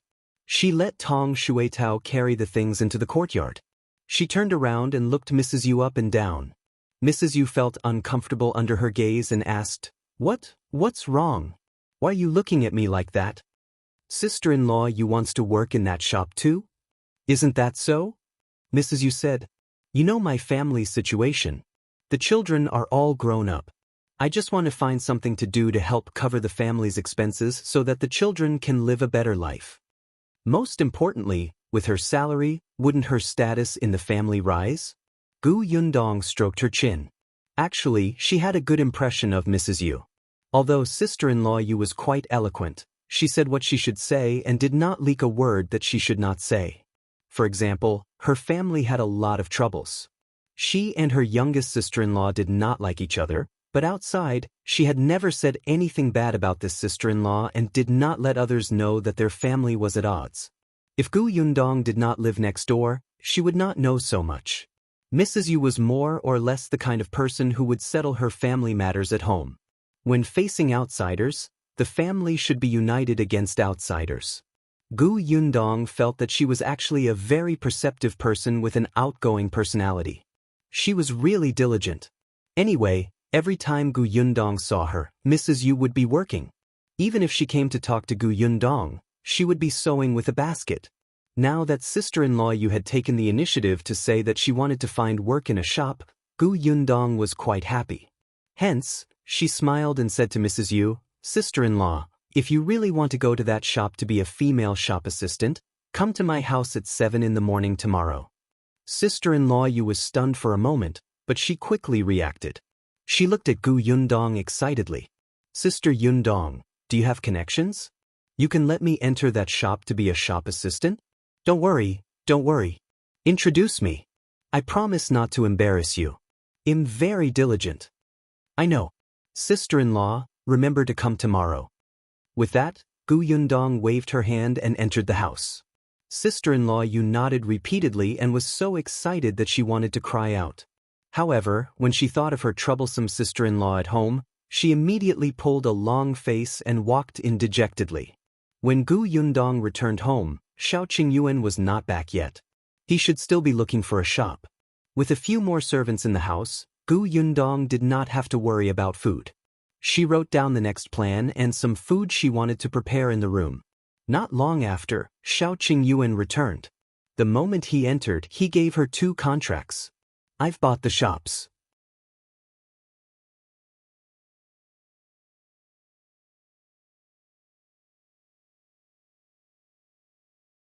Chapter 14:11. Gu Yundong has a way of managing her husband. Gu Yundong gave Nanny Xia a dry laugh and called out, Nanny, have you eaten? Do you want to eat something? No need. Nanny Xia sneered. She turned around and saw Shao Qingyuan. She nodded slightly. Shao Qingyuan draped a cloak over Gu Yundong before sitting opposite her and starting to eat. Nanny Xia narrowed her eyes slightly. This woman was quite good at controlling her husband. Gu Yundong ate slowly, and Nanny Xia was getting impatient. She wanted to remind him, but Shao Qingyuan, who was opposite her, spoke first. Eat slowly. It's still early. Nanny Xia was speechless. She'd better go outside and get some fresh air. Nanny Xia felt that it was too late. Gu Yundong should have let those girls come earlier. That way, she would not have to sit here alone and endure it. However, what Nanny Xia did not know was that Mei Hong and the other girls were already standing at the entrance of the Shao residence. They had all come in advance, but when they thought of the time that Gu Yundong had mentioned, they could not knock on the door and disturb her, so they simply waited at the door. Mrs. Yu had also left early. Unexpectedly, just as she was about to knock on the Shao family's door, she saw 5 people standing there silently. She did not know what they were trying to do. Mrs. Yu was shocked and quickly went forward. She asked in confusion, Who are you looking for? The Shao family? Mei Hong said, Yes, we're looking for Boss Gu. Boss Gu? Mrs. Yu quickly recalled that Sister Yundong had said that her family was going to open a shop, but shouldn't she be called Lady Boss? Unable to figure it out, Mrs. Yu shook her head and asked, Then why don't you go in? We. Before Mei Hong could finish speaking, The door in front of her was suddenly opened. Uncle Tian only opened the door to take a look when he heard the sound outside. He did not know the others, but he knew Mrs. Yu. Uncle Tian looked at Mrs. Yu. "You guys are?" Mrs. Yu hurriedly said, "I'm here to look for Sister Yundong. She told me yesterday that she wanted me to come in the morning. Look, I'm 15 minutes early." Uncle Tian nodded and looked at the others. Zhang Yingyue said, "Me too." Uncle Tian looked at the number of people and understood in his heart. They should be the female workers that Madam had mentioned, right? He quickly moved half of his body aside. "Come in first. Madam has instructed you to enter directly when you arrive." Mei Hong and the others heaved a sigh of relief. Mrs. Yu was the first to enter. Gu Yundong had already finished her meal. When she heard the commotion, she followed Nanny Xia over. Mei Hong and the others quickly went forward respectfully. "Boss Gu, you're here?" Gu Yundong looked at the five of them. Yes, they were in good spirits. She stepped back, revealing Nanny Xia behind her. She introduced, "This is Nanny Xia. She used to serve the nobles in the palace. Now, she's the shopkeeper of our shop. From today onwards, she will teach you some basic etiquette." Other than Mei Hong, everyone else widened their eyes. "A nanny from the palace?" Gu Yundong said, "Nanny Xia is very capable. Previously, many big families wanted to invite her to the residence to be a nanny. Now that she's here to teach you, you're lucky. You have to study hard in the next month. It's good for you." "Yes, boss." The few of them were faintly excited. Only Mrs. Yu, who was at the side, had a dumbfounded expression. Gu Yundong smiled and turned to her. "Sister-in-law, don't you want to be a female shop assistant at the new shop on Jinlan Street? If you find any errors, ads pop up, ads redirect, broken links, non-standard content, etc., please let us know reports so we can fix it as soon as possible."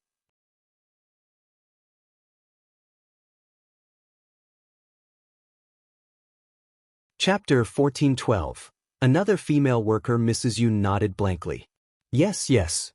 Gu Yundong pointed at Mei Hong and the rest. "They are the 5 new female workers that the shop recruited yesterday. You can learn from them in the future." Mrs. Yu blinked again, and suddenly reacted. She immediately looked straight at Gu Yundong. "Yundong, Sister Yundong, do you mean that the shop was opened by you?" "Yes, I opened it." Gu Yundong smiled. "Sister-in-law Yu, do you still want to go?" Mrs. Yu was a little stunned, but when she heard this, she immediately nodded reflexively. "I want to go, I really want to go." Gu Yundong nodded. "In that case, Mrs. Yu, come in with me. I'll tell you about the situation in the shop and let's sign a contract." After saying that, she turned around and entered the central room. Mrs. Yu followed her in a daze. Gu Yundong told her the basic situation of the shop, which was similar to what Mei Hong and the others had said. Then she took out the contract as well. Mrs. Yu could not read much, so Gu Yundong read the contents of the contract. Mrs. Yu understood, but it was precisely because she understood that she was surprised. "Sister Yundong, you'll be at a disadvantage with this contract. Is there a reason for you to compensate if you want to fire the workers?" Gu Yundong could not help but laugh. "I know what I'm doing. If sister-in-law Yu thinks that there's no problem, you can put your thumbprint here. However, should sister-in-law Yu go back and discuss with her family?" No need. I've already spoken to my husband. I'll press the thumbprint now."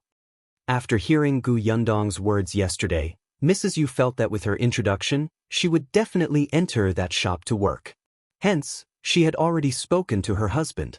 She did not expect that this shop would directly belong to Sister Yundong. Sister-in-law Yu was very excited now. There were 5 taels of silver for her salary. It was so much. Moreover, if she worked hard, it would increase. When she had money in her hands, she would not have to squeeze in this courtyard with her entire family. She could even send her son to school. Mrs. Yes' original name was Yu Rong, and she was about the same age as Tang Liwa. She had an outgoing personality and was easy to get along with. As soon as she signed the contract, she immediately changed her way of addressing him. "Boss, I'll go out first and go home to inform my man. Then, I'll come over and learn from shopkeeper Xia. Okay. Mrs. Yu left in a hurry. Gu Yundong packed up the contract and walked out of the central room. Outside, Nanny Xia had already given them a lecture. Not only Mei Hong and the others, but also the 3 servants that Gu Yundong's family had bought. The 8 of them did not dare to slack off in the slightest in the face of Nanny Xia's aura. Their expressions were as serious as primary school students listening to class. Gu Yundong stood under the corridor and listened for a moment before turning around to go to the warehouse. Shao Qingyuan was sorting out the herbs. When he saw her come in, he handed her a box in his hand. You'll keep this for me. Gu Yundong glanced at him and smiled. Sure.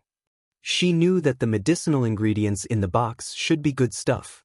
Now, the 2 of them had a tacit understanding that the most valuable things were with Gu Yundong. I'm going to the Song residence later. Bai Ziyan's condition is rare, so I'll take this opportunity to take a look too. Okay. When the herbs were almost sorted out, Shao Qingyuan tidied up and walked into the courtyard. Nanny Xia happened to lead Mei Hong and the others to the kitchen. Zhang Yingyue was at the back. When she looked up, she saw Shao Qingyuan. If you find any errors, ads pop up, ads redirect, broken links, non-standard content, etc., please let us know reports so we can fix it as soon as possible.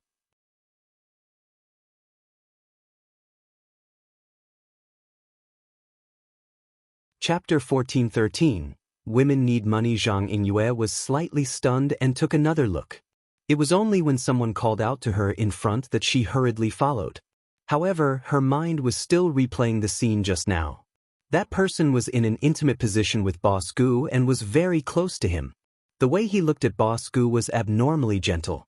He should be Shao Qingyuan, right? Was this person the one the royal prince had asked her to seduce? Thinking of Shao Qingyuan's face, Zhang Yingyue suddenly felt that he was not that repulsive. At least, he was not the kind of person who was rude and achieved nothing in his 50s. Instead, he was exceptionally elegant and handsome, and he had an aura that ordinary people did not have. Zhang Yingyue took a deep breath and smiled. Unexpectedly, in the next moment, Nanny Xia's slightly stern voice sounded in his ear. Zhang Yingyue, come and take this tray. Zhang Yingyue suddenly came back to her senses. When she met Nanny Xia's penetrating gaze, her body suddenly trembled. She quickly went forward and carried the tray.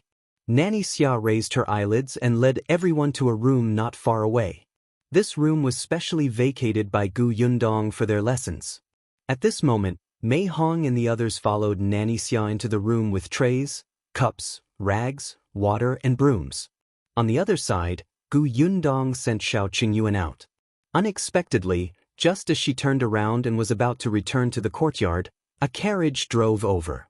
Gu Yundong looked up and saw Madame Gu coming down. She was accompanied by an old woman and a maidservant. When she saw Gu Yundong, Madame Gu immediately brought them over with a smile. I'm late. Has Nanny Xia started? It's not too late. Nanny Xia is about to start, Gu Yundong said with a smile as she welcomed Madame Gu in. Mrs. Gu said, can you show me? Gu Yundong led them to the prepared room. As soon as they reached the door, they heard Nanny Xia's low and serious voice. If you want to be bold, the most important thing is to be confident. You're people with jobs now. You can earn money yourself. You earn more than the workers in ordinary shops. With money in your hands, you have the right to make decisions at home and outside. Thinking about it this way, don't you think you can hold your head high? Gu Yundong and Madame Gu looked at each other and could not help but laugh. That's right. Nowadays, many women had very low statuses because they did not have money or power. As long as they could control money or power, they would immediately be confident enough to speak. 5 taels of silver. Even in the capital, many ordinary people might not be able to earn this money in a month. Gu Yundong glanced at the old women and maids behind Madame Gu. Are they the people you found to help at New Tea Pavilion? Yes, old Madame Gao can help in the kitchen. Her culinary skills are not bad to begin with. Ah Chu will be entertaining guests in the front hall. Both of them are trustworthy people. As they spoke, the 2 of them bowed slightly to Gu Yundong. Greetings, Master Gu. Gu Yundong smiled and nodded. He reached out and knocked on the door. Nanny Xia's voice immediately stopped. Gu Yundong let them in. Shopkeeper Xia, I'll leave them to you. Nanny Xia glared at her. After letting someone in, she closed the door and locked Gu Yundong and Madame Gu outside. Gu Yundong shrugged and led Madame Gu to the reception pavilion for tea. If you find any errors, ads pop up, ads redirect, broken links, non-standard content, etc., please let us know reports so we can fix it as soon as possible.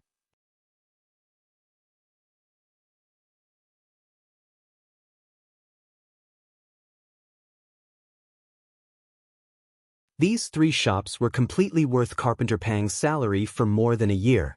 He felt that he could repair the house properly after the new year and make 2 sets of warm clothes for his 2 disciples. Half a month later, it was finally time for the Qin family's banquet.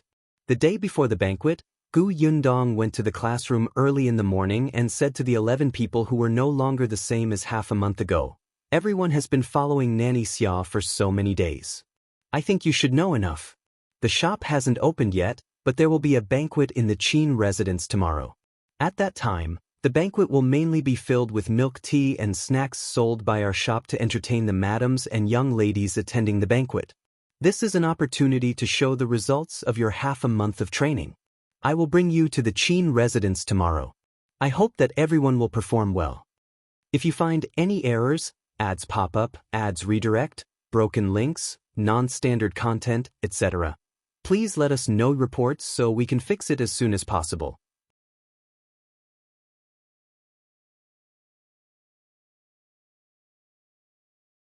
Chapter 14-15. She was instigated by someone. As soon as he finished speaking, everyone present was stunned. This had never been mentioned before. Why did she suddenly say that they were going to the Qin residence to entertain guests? All of them immediately became nervous. Mei Hong was fine. She was originally serving nobles in the palace. She had even seen the emperor and empress, so she was naturally not afraid. Old Madame Gao and A Chu had originally been serving the Qin residence. They knew the Qin residence better than anyone present, so they were not worried. As for Madame Zhou and the other 2 servants in Gu Yundong's residence, although they were nervous, their main venue was in the kitchen, so they felt more at ease. The remaining people's palms were sweating. Nanny Xia's mouth twitched when she saw this. She shouted, "Have you forgotten what I told you on the first day? What's there to be afraid of? You're just serving tea and water. Didn't you all perform very well in front of me previously? It's the same tomorrow." Furthermore, Nanny Xia glanced at Gu Yundong. "With Boss Gu around, there's nothing for you to worry about. Even if you offend a noble, she will take care of you." Gu Yundong was speechless. "Nanny Xia, even if you're giving them courage, they don't have to dig a hole for me to jump into.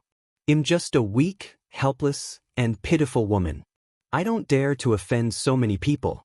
However, Nanny Xia was encouraging everyone, so she obediently shut her mouth.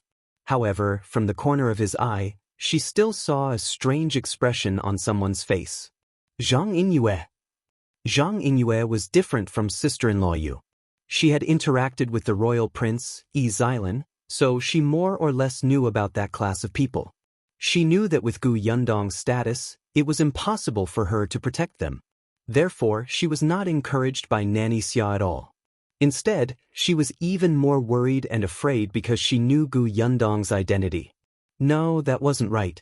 She still had the royal prince. Gu Yundong raised her eyebrows. After half a month of observation, she more or less knew Zhang Yingyue's motive. Over the past few days, Zhang Yingyue had been wanting to go to the front courtyard. She wanted to see Shao Qingyuan. However, Shao Qingyuan was not at home most of the time. Even if he was, he would not come to the classroom here. Gu Yundong had originally wanted to chase Zhang Yingyue out after seeing her motive. This girl could have other motives, but she could not covet her man. However, just as she was about to take action, Nanny Xia told her that Zhang Yingyue should have been instigated by someone. Instigated by someone. For some reason, Gu Yundong thought of the Cui family. She did not have many enemies, and Cui Lan was one of them. Her love for Shao Qingyuan had turned into hatred. It was possible that she would find another person to seduce Shao Qingyuan. However, it was strange that Zhang Yingyue had not contacted anyone for the past half a month. Cui Lan, who had been engaged since a few days ago, seemed to have forgotten about them. Gu Yundong was confused, especially after Zhang Yingyue failed to meet Shao Qingyuan twice. She began to learn from Nanny Xia seriously. This person was crazy. Gu Yundong exhaled and turned to leave. Friu. Calm. The remaining people immediately surrounded Nanny Xia and began to ask about what they needed to pay attention to tomorrow. Before they left at night, Gu Yundong asked Tong Shuitao to bring a large basket over. Everyone looked at each other in confusion. Unexpectedly, Gu Yundong bent down and took out a cotton shirt from the basket. She looked at everyone. When I signed the contract, I said that everyone would have 2 sets of clothes every season when they work in the shop. If you find any errors, ads pop up, ads redirect, broken links, non-standard content, etc., please let us know reports so we can fix it as soon as possible.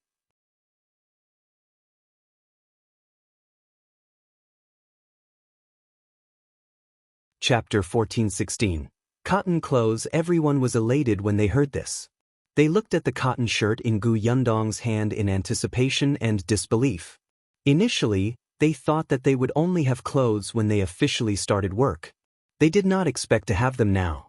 Gu Yundong had given them the measurements on the first day of their arrival. The cotton clothes were made by a woman and her daughter from a nearby family who specialized in mending clothes for others. They had completed them in the past 10 days. However, there was only 1 set for the time being. It was enough to wear now. Gu Yundong asked them to continue making the second set. When the shop opened, they could take it and change it. She looked at the label on the shirt and began to call out, "Mei Hong." Mei Hong hurried forward. Gu Yundong handed her the clothes. "Try it inside." "Yes." Mei Hong took the clothes into the house and came out in a short while. Everyone's eyes lit up when they saw this. Not to mention anything else, the style was very novel. They were also wearing cotton clothes. Although the clothes were thin, their upper bodies were bloated. Most of the styles were similar, and the most important thing was to keep warm. They also had to wear 2 thin clothes under the cotton clothes, making them look really ugly. However, Mei Hong's cotton clothes were light green now. She looked even more elegant. Coupled with her slightly raised high collar and tight waist, her back was straight. She looked young and beautiful.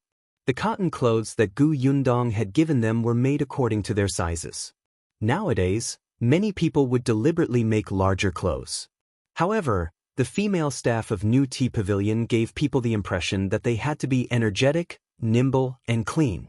Clothes that fit them were very important. Gu Yundong was very satisfied with what Mei Hong was wearing. She picked up the next item. Yu Rong. Mrs. Yu quickly went forward and touched the clothes lovingly. Not only did the clothes look good, but the material was also good. It was very thick to the touch. She did not need to wear it to know that it would definitely be very warm. Mrs. Yu had a child at home, so she would usually think of putting on new clothes for the child. However, in the past half a month, Nanny Xia had also mentioned that these clothes represented the shop's reputation. If they were dirty, it would affect the shop's reputation. If the shop's reputation fell because of this and was criticized, she would be fined. In serious cases, she might even lose her job. Therefore, the people here instantly gave up on the idea of letting others wear their clothes. The clothes were distributed one by one. Gu Yundong looked at them and found that they all fit in very well.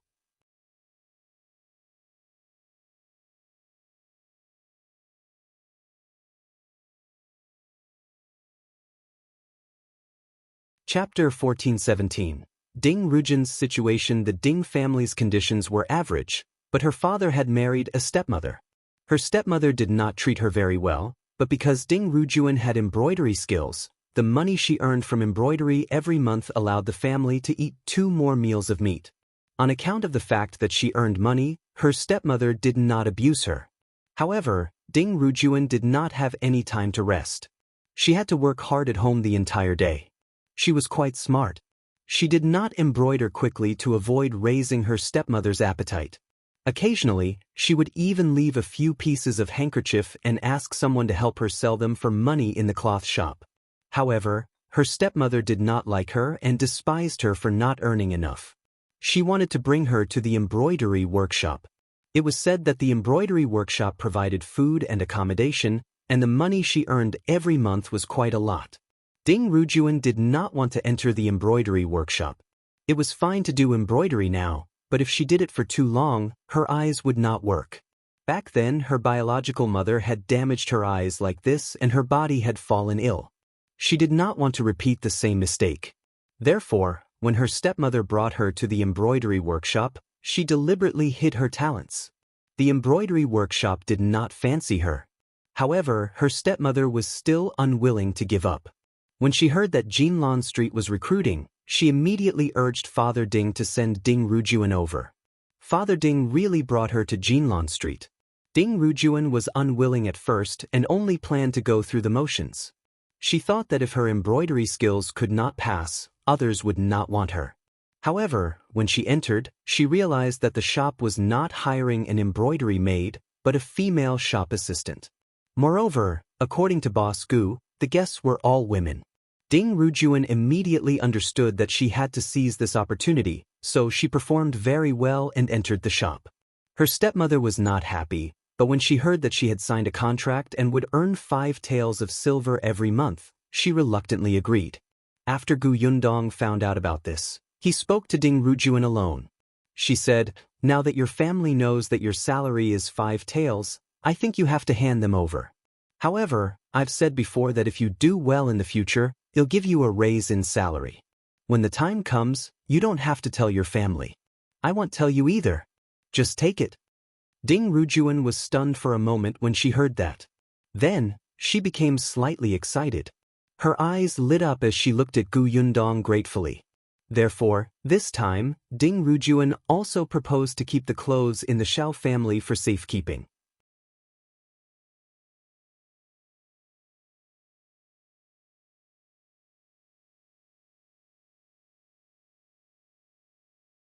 Chapter 14:18. Qin Wenzheng's official aura thumb. Qin Wenzheng coughed heavily and finally interrupted the few people who were chatting about the past. Gu Yundong and Shao Qingyuan looked up. Qin Shu, who was standing opposite them, immediately stood up and glanced at Qin Wenzheng guiltily. He really didn't do it on purpose. He had been by Mr. Qin's side for several months, and he had learned a lot. He also knew that he shouldn't have stood under the corridor and chatted with people when guests came. However, he was too excited to see Gu Yundong. In addition, Sister Gu greeted him and asked about his recent situation. He could not help but keep talking and forget where he was. Qin Wenzheng snorted softly, and Qin Shu lowered his head even more. Only then did Qin Wenzheng look at Gu Yundong. "Come in. It's cold outside, but you guys are chatting so happily outside. We just exchanged a few words." Gu Yundong laughed. She was also very happy to see Qin Shu. Speaking of which, she could be considered the middleman between Qin Shu and Qin Wenzheng. She treated Qin Shu as her younger brother. When she saw him, she naturally wanted to ask, afraid that he was not good in any way. However, she forgot for a moment that Qin Wenzheng was no longer the teacher Qin from Feng County. He was an official of the imperial court, and the people around him had to follow the rules. Shao Qingyuan brought her into the study. Qin Wenzheng got someone to serve tea and sat back in his seat. He looked at the two of them and raised his eyebrows. "Are you used to the life in the capital? Did you encounter any trouble? If you do, you can look for me. I haven't seen you for a few months." Master Qin is becoming more and more authoritative. Gu Yundong smiled and drank a cup of tea. Qin Wenzheng looked at Shao Qingyuan. "Control your wife. She's already married, but she's still so immature." "How am I immature? You sound so jealous." Gu Yundong was speechless. How was she jealous? "Qin Wenzheng, don't imagine too much. Yundong is in charge of my family," Shao Qingyuan replied as he sat beside Gu Yundong. Qin Wenzheng choked. After a while, he waved his hand. "Forget it. How can you be so self-righteous when your status is not up to standard? Pretend I didn't say anything." Seeing that Gu Yundong was about to say something, he quickly changed the topic. By the way, I heard my wife talk about you guys when I came back. Did you make any progress? Speaking of this, Gu Yundong's attention was indeed diverted. She frowned slightly and sighed. No. I had high expectations of the Marquis Huayin, but the last time I saw the Marquise, it didn't seem likely. Today, the Marquise will bring second madam over. I wonder if she has gained anything. Wenzheng lowered his eyes and said, I heard that Shao Qingyuan's parents are a match made in heaven.